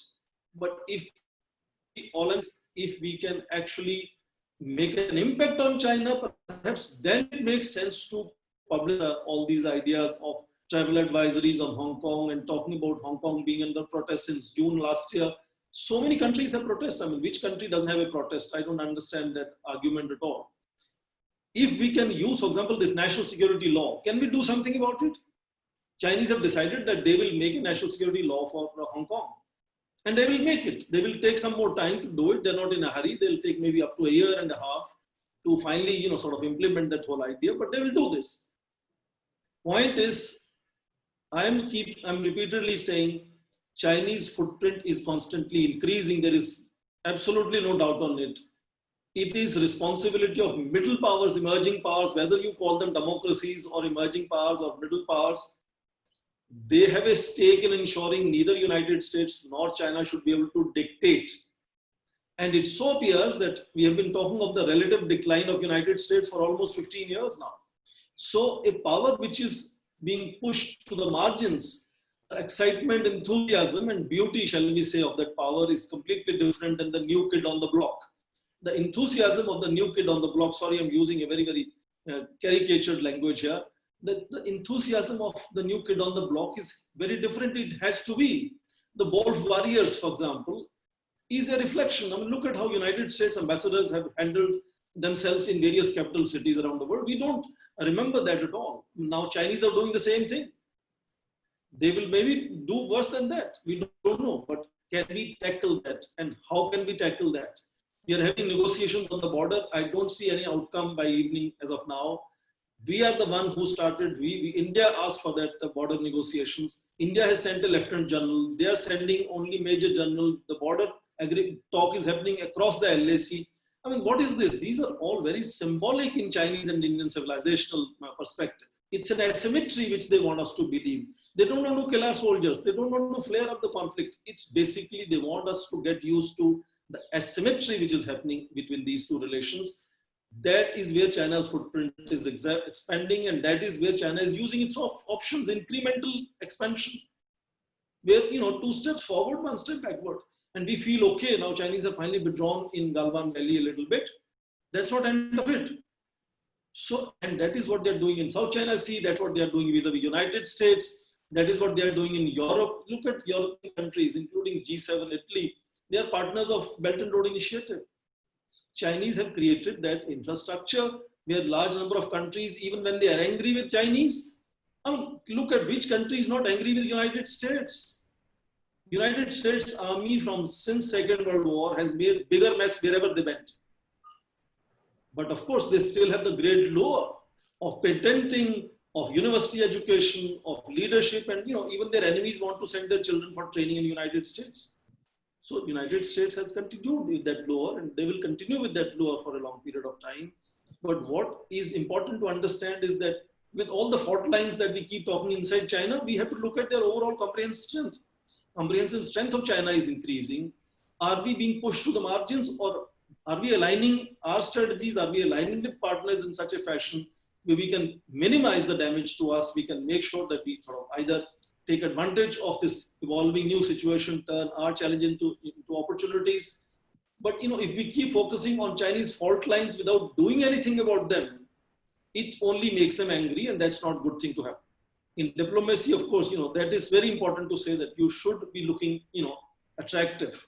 And does India look attractive to Chinese? That's an important question.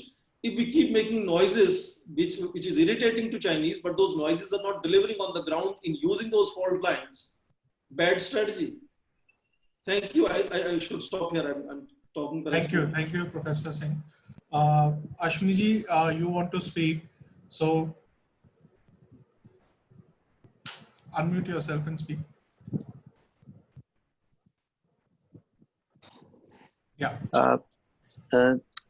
मुझे लगता है कि अच्छी चर्चा हो रही है, और हम लोगों ने कई संदर्भों में बात की है, और चीन इस समय क्या सोच रहा होगा इस विषय में भी हम सोच रहे हैं, और उसको क्या करना है वो भी हम सोच रहे हैं, जो क्या कर सकता है वो भी सोच रहे हैं।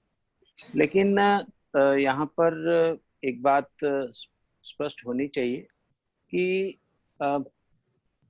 मैंने अभी कहीं कहा भी कि हमने अभी पार्शियली भारत में, जैसे कि दिखाई भी दिया कि लोगों में चीन के प्रति इस प्रकार की भावना रही। 2016-17 में हमने जो चीन के खिलाफ अभियान किया, तो उसमें भावनाओं को आगे बढ़ाने का काम किया गया, और बायकॉट एक चर्चा का विषय बना। हम समझते हैं कि ये पार्शियल बायकॉट था, यानी पूरी तरह से सारा देश जो है वो चीनी वस्तुओं का बहिष्कार कर रहा था, ऐसा नहीं था, लेकिन वो पार्शियल था। लेकिन उसके कारण जो गवर्नमेंट सेंसिटाइज्ड हुई, उसका प्रभाव पड़ा, और जिस प्रकार से चीन का लगातार व्यापार का विस्तार हो रहा था भारत के साथ, हर साल हमारा जो ट्रेड डेफिसिट था वो $10 बिलियन बढ़ जाता था। तो मैं इस बात से सहमत नहीं हूं कि यह केवल नॉइस होगी। वास्तव में ऑन द ग्राउंड जब या 67% कहा, मैंने कल ही टीवी पर देख रहा था, 84% लोगों ने ये कहा है कि चीन एक सही देश नहीं है। और स्वाभाविक तौर पर सही देश ना कहने पर भी कम से कम 60-70% लोग जो है वो चीनी वस्तुओं का मन से बहिष्कार करेंगे, ऐसा भी दिखाई देता है। लेकिन केवल पार्शियल बहिष्कार हुआ था, उसका भी परिणाम ये निकला कि 17-18 में हमारा जो ट्रेड डेफिसिट था वो $63 बिलियन, 18-19 में वो ट्रेड डेफिसिट घट करके $53 बिलियन रह गया। और उसमें हालांकि थोड़ा एक्सपोर्ट भी बढ़ा, लेकिन इंपोर्ट भी कम हुआ। हमने देखा कि 18% इंपोर्ट्स कम हुए स्टील में, 18% ऑर्गेनिक केमिकल्स में, इनऑर्गेनिक केमिकल्स में हमारा 38% डिक्लाइन हुआ, इलेक्ट्रॉनिक्स में 17% डिक्लाइन हुआ। और इस साल जब हम देखते हैं 19-20 के आंकड़े अभी अभी आ गए हैं, तो अभी वो हमारा ट्रेड डेफिसिट $48 बिलियन का है। लेकिन जिस प्रकार से प्रधानमंत्री और कुल मिलाकर के पूरी सरकार इस समय आत्मनिर्भर भारत की बात कर रहे हैं, तो स्वाभाविक तौर पर और भी उपाय अपनाए जाएंगे। डोमेस्टिक इंडस्ट्री को भी प्रमोट करने की बात होगी। एपीआईज के लिए 3000 करोड़ का पैकेज आया है, इलेक्ट्रॉनिक्स के लिए 42,000 करोड़ का पैकेज आया है। ऐसे ही कुल मिलाकर के देश में उत्पादन को वापस लाने के लिए बहुत से प्रयास और भी हो रहे हैं। और हम विदेशी कंपनियों को भी वेलकम कर रहे हैं जो चीन से यहाँ पर रिलोकेट होकर के आएंगी। इस समय हमें देखना होगा कि 55% ऐसी जो चाइनीज एक्सपोर्ट्स हैं, वो 55% इन कंपनियों के माध्यम से होते हैं। मैं नहीं कह रहा हूँ कि 100% कंपनी भारत में शिफ्ट हो जाएंगी या दूसरे मुल्कों में चली जाएंगी, लेकिन कुछ तो जाएंगी। तो अभी पार्शियल हुआ था तो उसका ये प्रभाव आया, लेकिन जब कंप्लीट बायकॉट होगा, और केवल भारत से बायकॉट नहीं हो रहा, पहले जो भारत का बायकॉट भारत का था, अमेरिका में बायकॉट नहीं था, यूरोप में बायकॉट नहीं था, बाकी मुल्कों में, अफ्रीका में भी अभी उस प्रकार की सेंसिटिविटी निर्माण नहीं हुई थी जनता के बीच में, लेकिन अब हो रही है। तो मुझे लगता है कि चीन को इस विषय में जरूर विचार कर ही रहे होंगे। इस समय उनकी क्या स्थिति बनी है। ये सही है कि वो अपने देश में अपनी मांग बढ़ाने की कोशिश करेंगे, इससे हमें कोई तकलीफ नहीं होनी चाहिए। हम तो चाहते ही हैं कि हर देश अपना स्वदेशी करे, अमेरिका भी करे, यूरोप भी करे, भारत भी करे और चीन भी करे। लेकिन दुनिया के बाजारों पर कब्जा करके उनको वीक करना, उनके रोजगार को समाप्त करना, स्वाभाविक तौर पर हमें उसके लिए प्रयास करने होंगे डिप्लोमेटिकली। यस, उसी प्रकार से हमें डिप्लोमेटिक पॉलिसीज भी बनानी होंगी। और किसी ने प्रश्न पूछा कि 5 चीजें ऐसी क्या हो सकती हैं जो भारत को करना चाहिए। तो मुझे ऐसा लगता है कि भारत को चीन की जो मिलिट्री पावर को टक्कर देने के लिए, क्योंकि वो कवर करता है, वो सीरियस नहीं है, जैसा कि अभी बताया भी गया कि वो सीरियस नहीं है भारत के साथ एग्रेशन में, लेकिन वो उस कवर के अंडर अपनी आर्थिक गतिविधियों को चलाने का प्रयास करता है। बीआरआई को हमें कमजोर करना चाहिए। डोमेस्टिक प्रोडक्शन को जैसे हम कर रहे हैं उसी प्रकार से हमें उसको आगे बढ़ाना चाहिए। और जो चीन के दुश्मन देश हैं या चीन के जितने भी पड़ोसी देश हैं, जिस प्रकार से मोदी जी ने आने के बाद सभी मुल्कों के साथ एक मित्रतापूर्ण संबंध स्थापित किए, क्योंकि सभी उसके जो जितने भी पड़ोसी देश हैं वो सब उससे घबराए रहते हैं, क्योंकि China is suffering from the middle kingdom syndrome as we usually say. तो उसके बारे में हमें चीन के जो जितने भी पड़ोसी देश हैं उनके साथ हमें मित्रतापूर्ण व्यवहार के संबंध स्थापित करने चाहिए। और जहां तक अंतर्राष्ट्रीय संस्थानों का प्रश्न है, मुझे लगता है कि ये हम स्टैटिक सेंस में बात कर रहे हैं। डायनेमिक सेंस में बात करें तो ये अंतर्राष्ट्रीय संस्थाएं, अगर मान लिया पूरी दुनिया के मुल्क जो हैं और उनकी एक मेजॉरिटी इन अंतर्राष्ट्रीय संस्थाओं में अपना विश्वास खो देती है, तो उन अंतर्राष्ट्रीय संस्थाओं का कोई मतलब नहीं रहता, चाहे वो WHO हो, चाहे वो UN भी क्यों ना हो। तो इसलिए नई संस्थाएं भी निर्माण होंगी और पुरानी संस्थाओं को वो यदि चीन अपने साथ रखना भी चाहेगा तो रखेगा। लेकिन ऐसा लगता है कि अब दुनिया में एक नया, जिसको आपने भी अपने इसमें लिखा है कि न्यू वर्ल्ड ऑर्डर, तो न्यू वर्ल्ड ऑर्डर जरूर आएगा। उसमें हो सकता है कि स्टैटिक सेंस में हम विचार करें तो ये संस्थाएं जरूर अभी चीन के साथ होंगी, चाहे वो WHO हो, इवन UN में भी डिफरेंट संस्थाओं में उसका इन्फ्लुएंस बड़ा है। लेकिन इस ऐसे बदलाव में उन संस्थानों का भी कोई महत्व नहीं रह जाता, यह जो सभी मुल्कों के साथ मिलकर के काम नहीं कर सकती या किसी एक मुल्क के पपेट के रूप में काम करती हैं, तो वो उसके बारे में लोगों की धारणा भी उसी प्रकार से बनती है। WHO के बारे में पूरी दुनिया में जिस प्रकार का माहौल बनना है, मुझे नहीं लगता कि WHO का मान सम्मान उस प्रकार से रह पाएगा। और उसके साथ ही हो सकता है कि अमेरिका के भी कुछ लोग जैसे बिल गेट्स हैं, वो WHO को समर्थन कर रहे होंगे, तो उनको भी कितना समर्थन पूरी दुनिया में मिलेगा, उसके बारे में भी मुझे लगता है कि पुनर्विचार करने की जरूरत होगी। तो इसलिए स्टैटिक सेंस में विचार करें तो यस, ऐसा लगता है कि चीन अभी भी इन्फ्लुएंशियल है, लेकिन बदले हुई परिस्थितियों में, बदले हुए वर्ल्ड ऑर्डर में, चाहे वो इकोनॉमिक ऑर्डर है, चाहे वो मिलिट्री ऑर्डर है, चाहे वो दूसरे, तो चीन को स्वाभाविक रूप से इस समय चिंता हो रही होगी और शायद उनके थिंक टैंक सही सोच रहे हैं। यही बात कहनी थी मुझे, आगे बढ़ाइए। धन्यवाद Ashwini ji. I'm just extending this session by 10 minutes because we have so many questions for our speakers. शेषाद्रिचार्य जी, आपके लिए क्वेश्चन है. That people want to understand that this question is from Mr. R. Chandrasekhar. R. Chandrasekhar was last NASSCOM's chief. Chandrasekhar ji, you want to ask him directly? You can.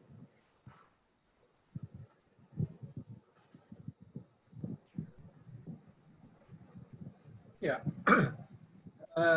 Today, the kind of global power which countries are exercising, and particularly countries like China, a lot of it is in the information domain. Not only in terms of information warfare, but also controlling the channels of information in the coming world of machine-to-machine communication and AI-based systems. So they have also been making very strategic investments in India and in many other countries in electronics manufacturing, as well as in digital platforms, which are beginning to have leverage and influence. So how do you see this capability and strength being used in their efforts to dominate the new world order? And how successful do you think they will be? Because for success in that area, it requires both technology strength as well as certain philosophical moorings, which seem to be more relevant for this area. So just wanted to understand how you look at it. No, I think in the last 3 or 4 decades, if you see, since I can say almost 2000, let us say last 20 years, technology is playing an important role as far as giving strength to countries are concerned. So everybody is talking about technological advancement. And in the technological advancement, 2 areas are going to be very important. They are already very important. One is the ITC, internet and internet-based technology. And the other is the use of artificial intelligence. So this artificial intelligence, we are a little late in it, although the entire Silicon Valley is peopled by Indians. Indians are the ones who are setting the tone and tenor of the Silicon Valley. But even there, we have not been able to really prove our strength as far as software and hardware both are concerned. There was a time, some 20 years back, there was a Japanese proposal that India's software power and Japanese hardware can combine and create a industrial revolution, the 4th industrial revolution, but we missed the bus. So I think what is going to be very important is technology. Now, one thing that both China and the US have done as far as technology is concerned is, rather 2 things I would say: increase the investment in technology, research and development. US has done it, China has done it. Unfortunately, we have not increased our budgeting as far as defense and research is concerned. Second is, all the technological revolutions that have taken place in the world, right from email to 4G, 5G, they are all basically fueled by military purpose.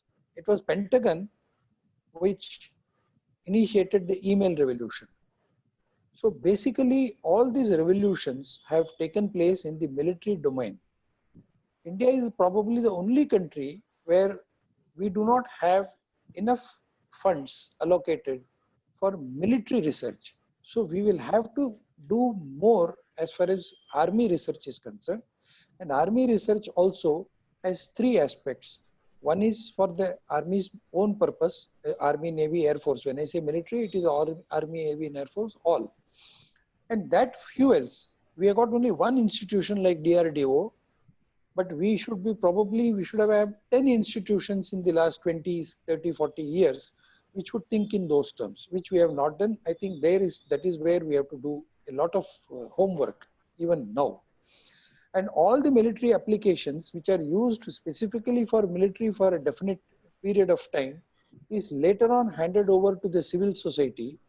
And then that spans into a huge impetus for Make in India.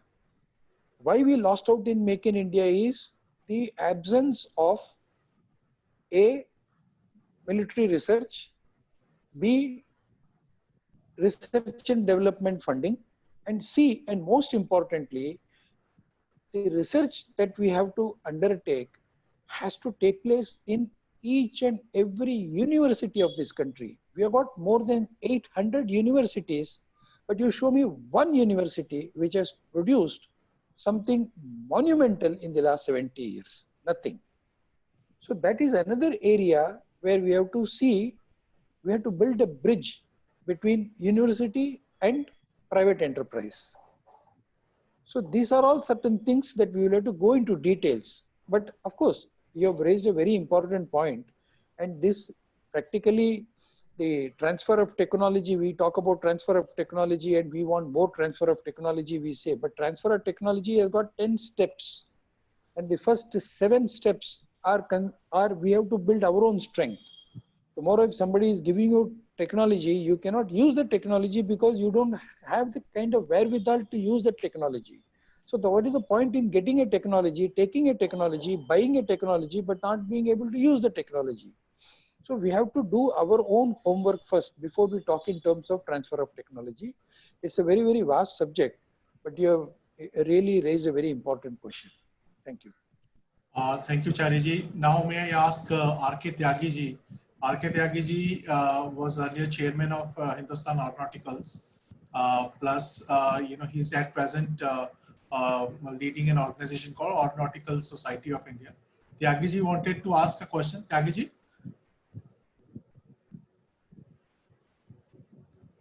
I think he's not there.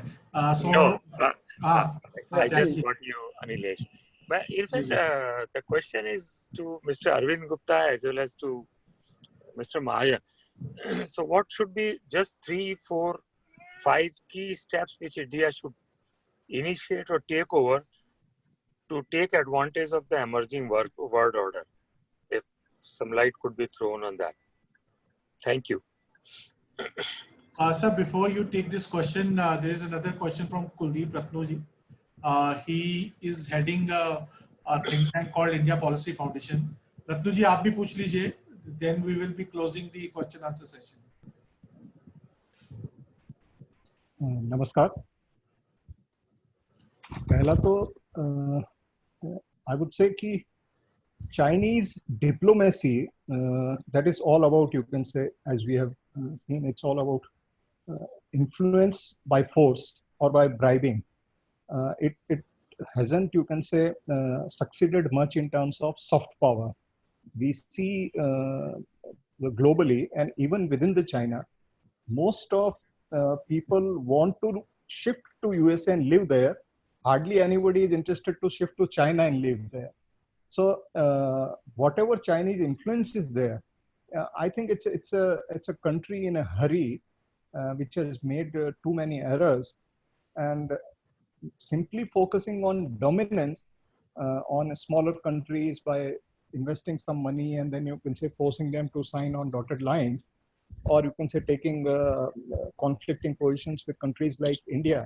It could have taken a very peaceful approach, but considering the, you can say, recent developments which have emerged, you can say, by accident, not by design, the spread of coronavirus. Uh, I think the situation is very fluid. Uh, Logically, and you can say considering the global politics, we might see that there is not a possibility of a violent conflict taking place and the Cold War type situation emerging. But China would definitely like to, you can say, exploit the vulnerabilities of USA, not only due to post-COVID crisis, but also due to, you can say, social conflict and division within the American society, which the world is seeing now. Also, knowing Mr. Putin, and he also has, you can say, high ambitions. He wouldn't like to miss this opportunity. And definitely, as rightly mentioned by the speakers, that uh, there is a close, you can say, understanding between Russia and China.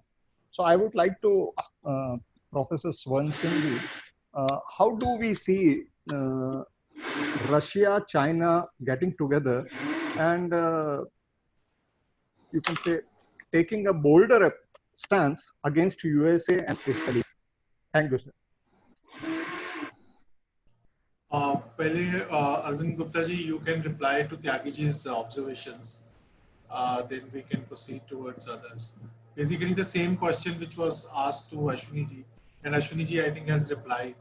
But your reply would be nicer. I think we have already discussed some elements of our response. And if you were to say 5 things that we should be doing, first is we should understand the nature of the changes that are taking place. And we should have a clearer understanding of what the China challenge is. As Professor Swaran Singh said, China's footprint is growing and it is squeezing us. And I think we'll have to take a clear-cut view rather than, sometimes a wishy-washy view about our views about China. And that's why I think this public opinion in India, which is now beginning to turn anti-China, I think this is an opportunity for us to use that and make sure that we are able to stand up to China. And that is the economic way of doing it.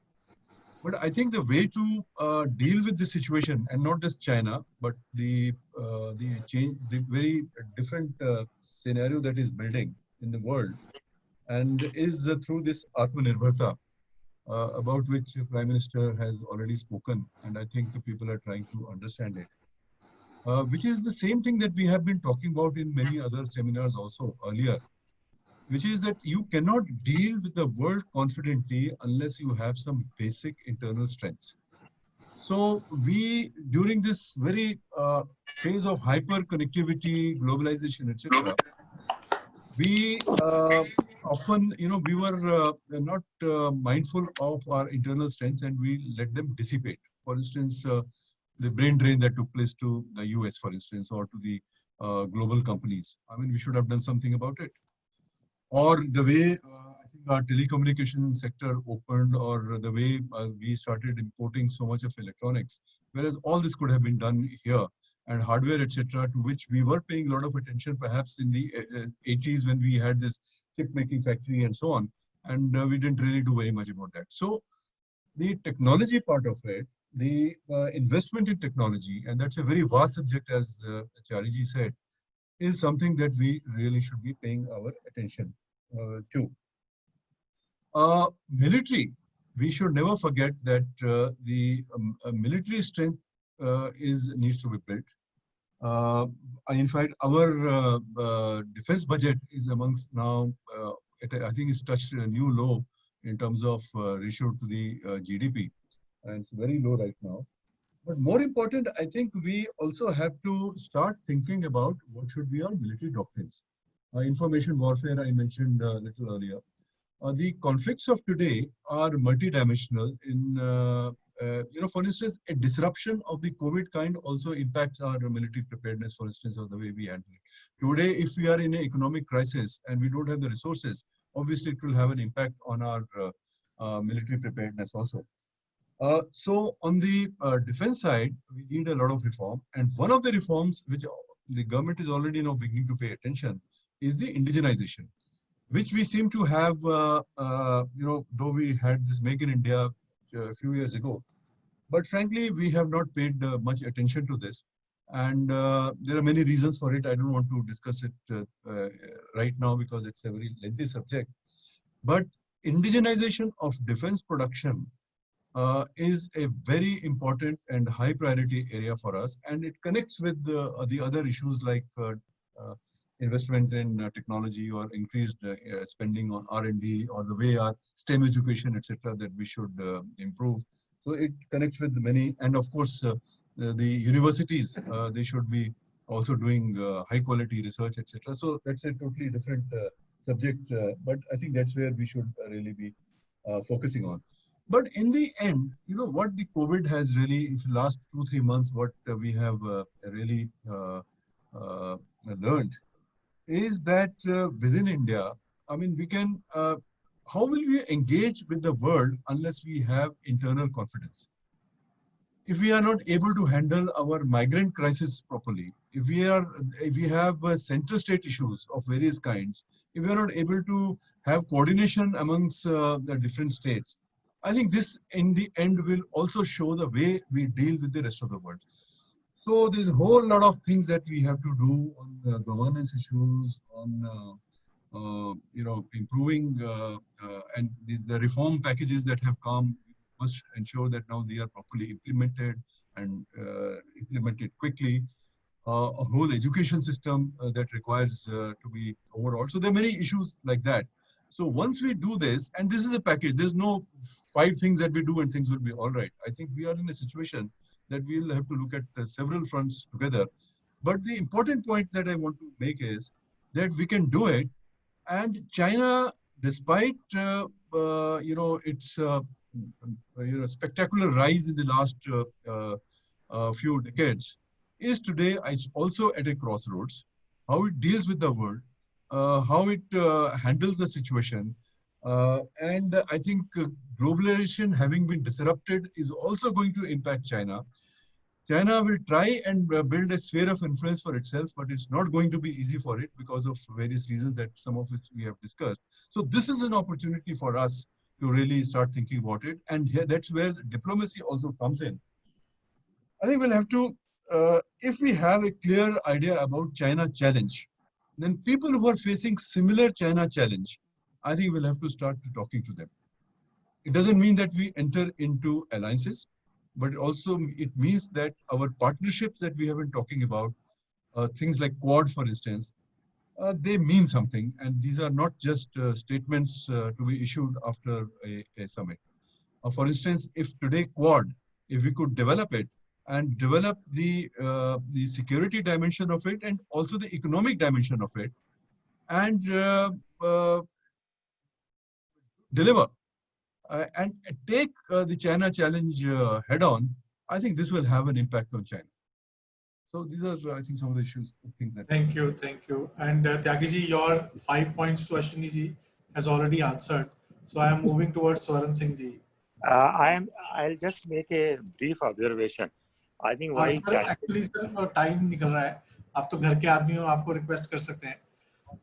एक बारी स्वरण सिंह जी का कर लेते हैं. Because we have already stretched 30 minutes. So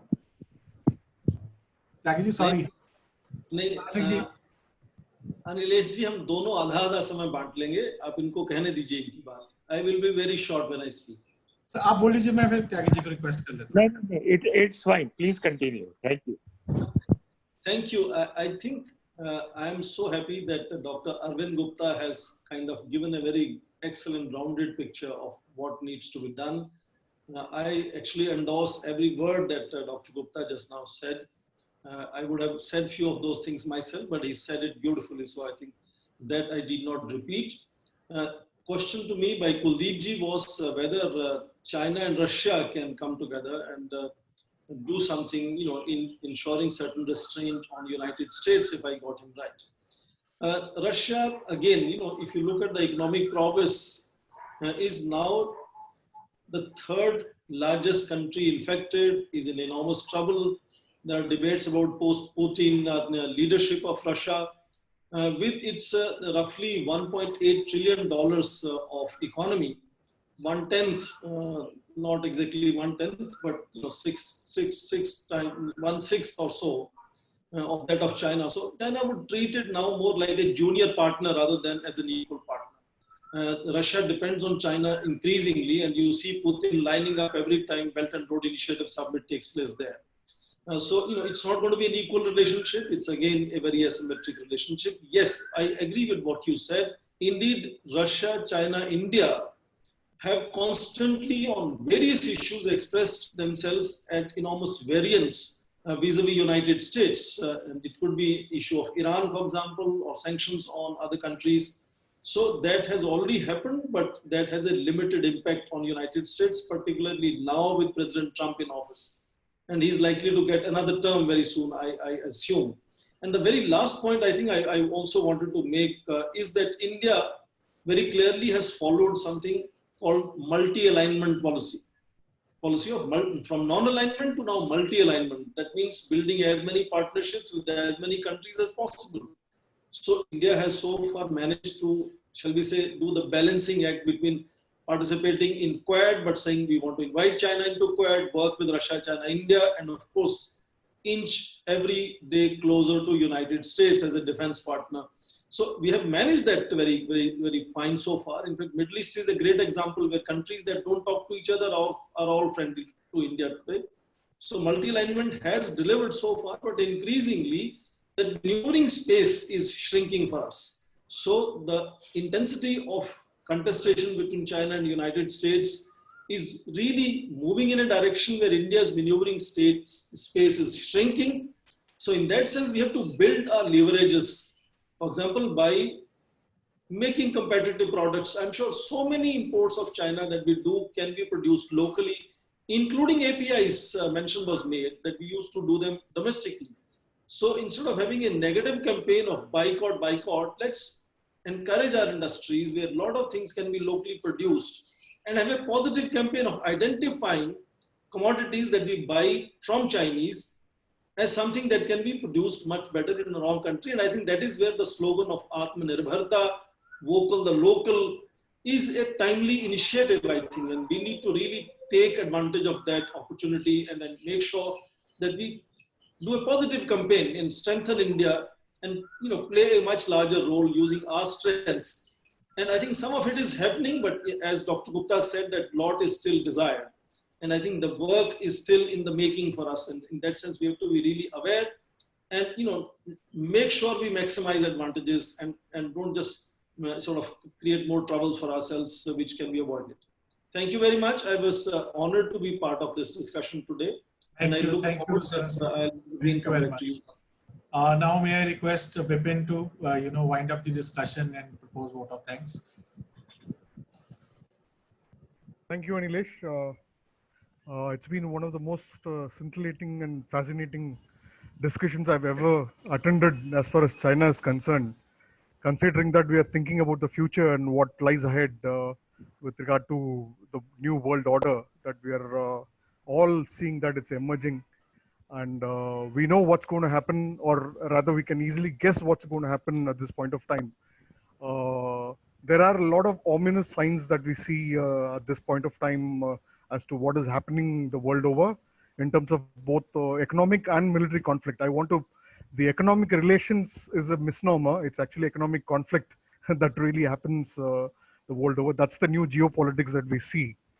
So since I'm proposing a vote of thanks, I don't want to take much time. I just want to thank one by one the guests and important personalities who participated in this webinar today. Dr. Arvind Gupta, thank you very much, sir, Director of Vivekananda International Foundation. Thank you for accepting our invitation and honoring us. Despite the small confusion that happened with regarding the timing, you were so gracious enough to come back and join us at 5:30 again. Thank you very much, sir. We had initially planned it at 4, but we had changed the time. I forgot to inform him about it. My apologies on that, sir. Thank you very much for being so kind. I also want to thank Seshadri Chariji. Both Arvind Gupta ji and Seshadri Chariji are attending today on a personal invitation from my side. So from my personal side, I want to thank them, and also on behalf of Center for International Economic Understanding, Law and Society Alliance, and Defense Capital, which are the co-hosts of today's webinar. Thank you. Thank you. Yes, sir. Thank you very much, Chariji, for those wonderful insights that you provided. A completely different and a fantastic analysis of the current SWOT analysis that you did of the China situation for us. Thank you very much. Professor Swaran Singh, amazing analysis as far as economic conflict is concerned. I want to repeat that it's an economic conflict that's going on. Thank you very much for those insights. Thank you. We are really honored to have you today, and probably we'll have more conversations on this aspect in the coming days. And we want to involve you much more in our activities that we're doing. I also want to thank Ranade ji, who is not here at this moment, but we will also convey him personally one-on-one whenever that happens. And our in-house guide and philosopher, Ashwini Mahajan ji, is a great inspiration for both me and Anilesh Mahajan at our personal levels. We have been inspired by his social activism, economic activism that he has been doing, and the kind of influence that he is having on the government policies with regard to economics, particularly on the China front, and also the campaign that he has taken up regarding Swadeshi, and also the anti-China sentiment that was proposed by Arvind Gupta ji to exploit. So he's going to be doing a lot on that, and we will be supporting you on those front. Thank you very much. So these are the speakers, and I just want to recognize some important personalities who are present here today. R.K. Tyagi ji, again a personal guide and philosopher for me.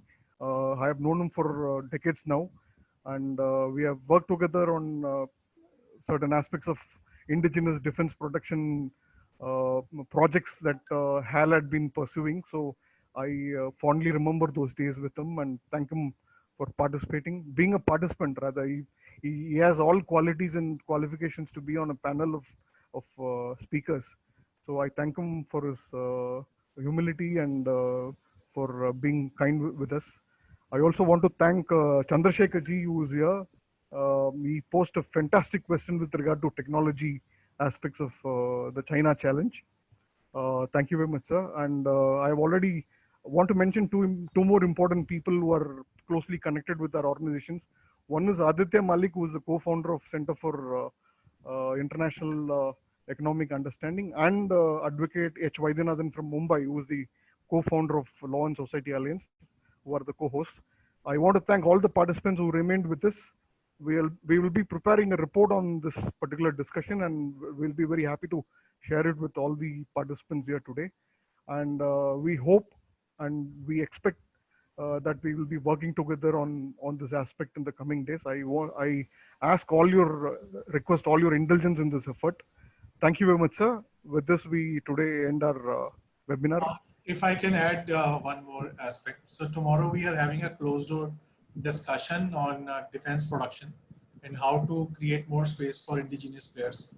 If somebody has an interest in this, they can write down to our email ID, which was mentioned to you earlier. We can provide you the details of that conversation without naming who all has attended. But I can assure you all top CEOs are attending the conversation, and Ashwini Mahajanji is chairing that session. If somebody has an interest, just they can write out to us. What time is it? What time is it? So it is at 4 p.m. So that is where the confusion happened. Actually, we were hosting one today and one tomorrow. Yeah. So the tomorrow event is at 4 o'clock. So there was confusion because of that. I'm sorry for that. So can you send me the link for tomorrow's? Absolutely. Definitely. Absolutely. We'll send it across. Yeah, I am interested in that too. So it'd be good if you can share that. Certainly, Professor Swaran Singh, we'll certainly. Nilesh, if I could also chip in and make the same request. Sure. Sure, sir. We'll do that. Thank so you. Thank you very much, sir. We end this webinar at this point of time. Thank you. Thank you, sir. Thank you very much. Thanks for joining us. And let's stay back a little bit.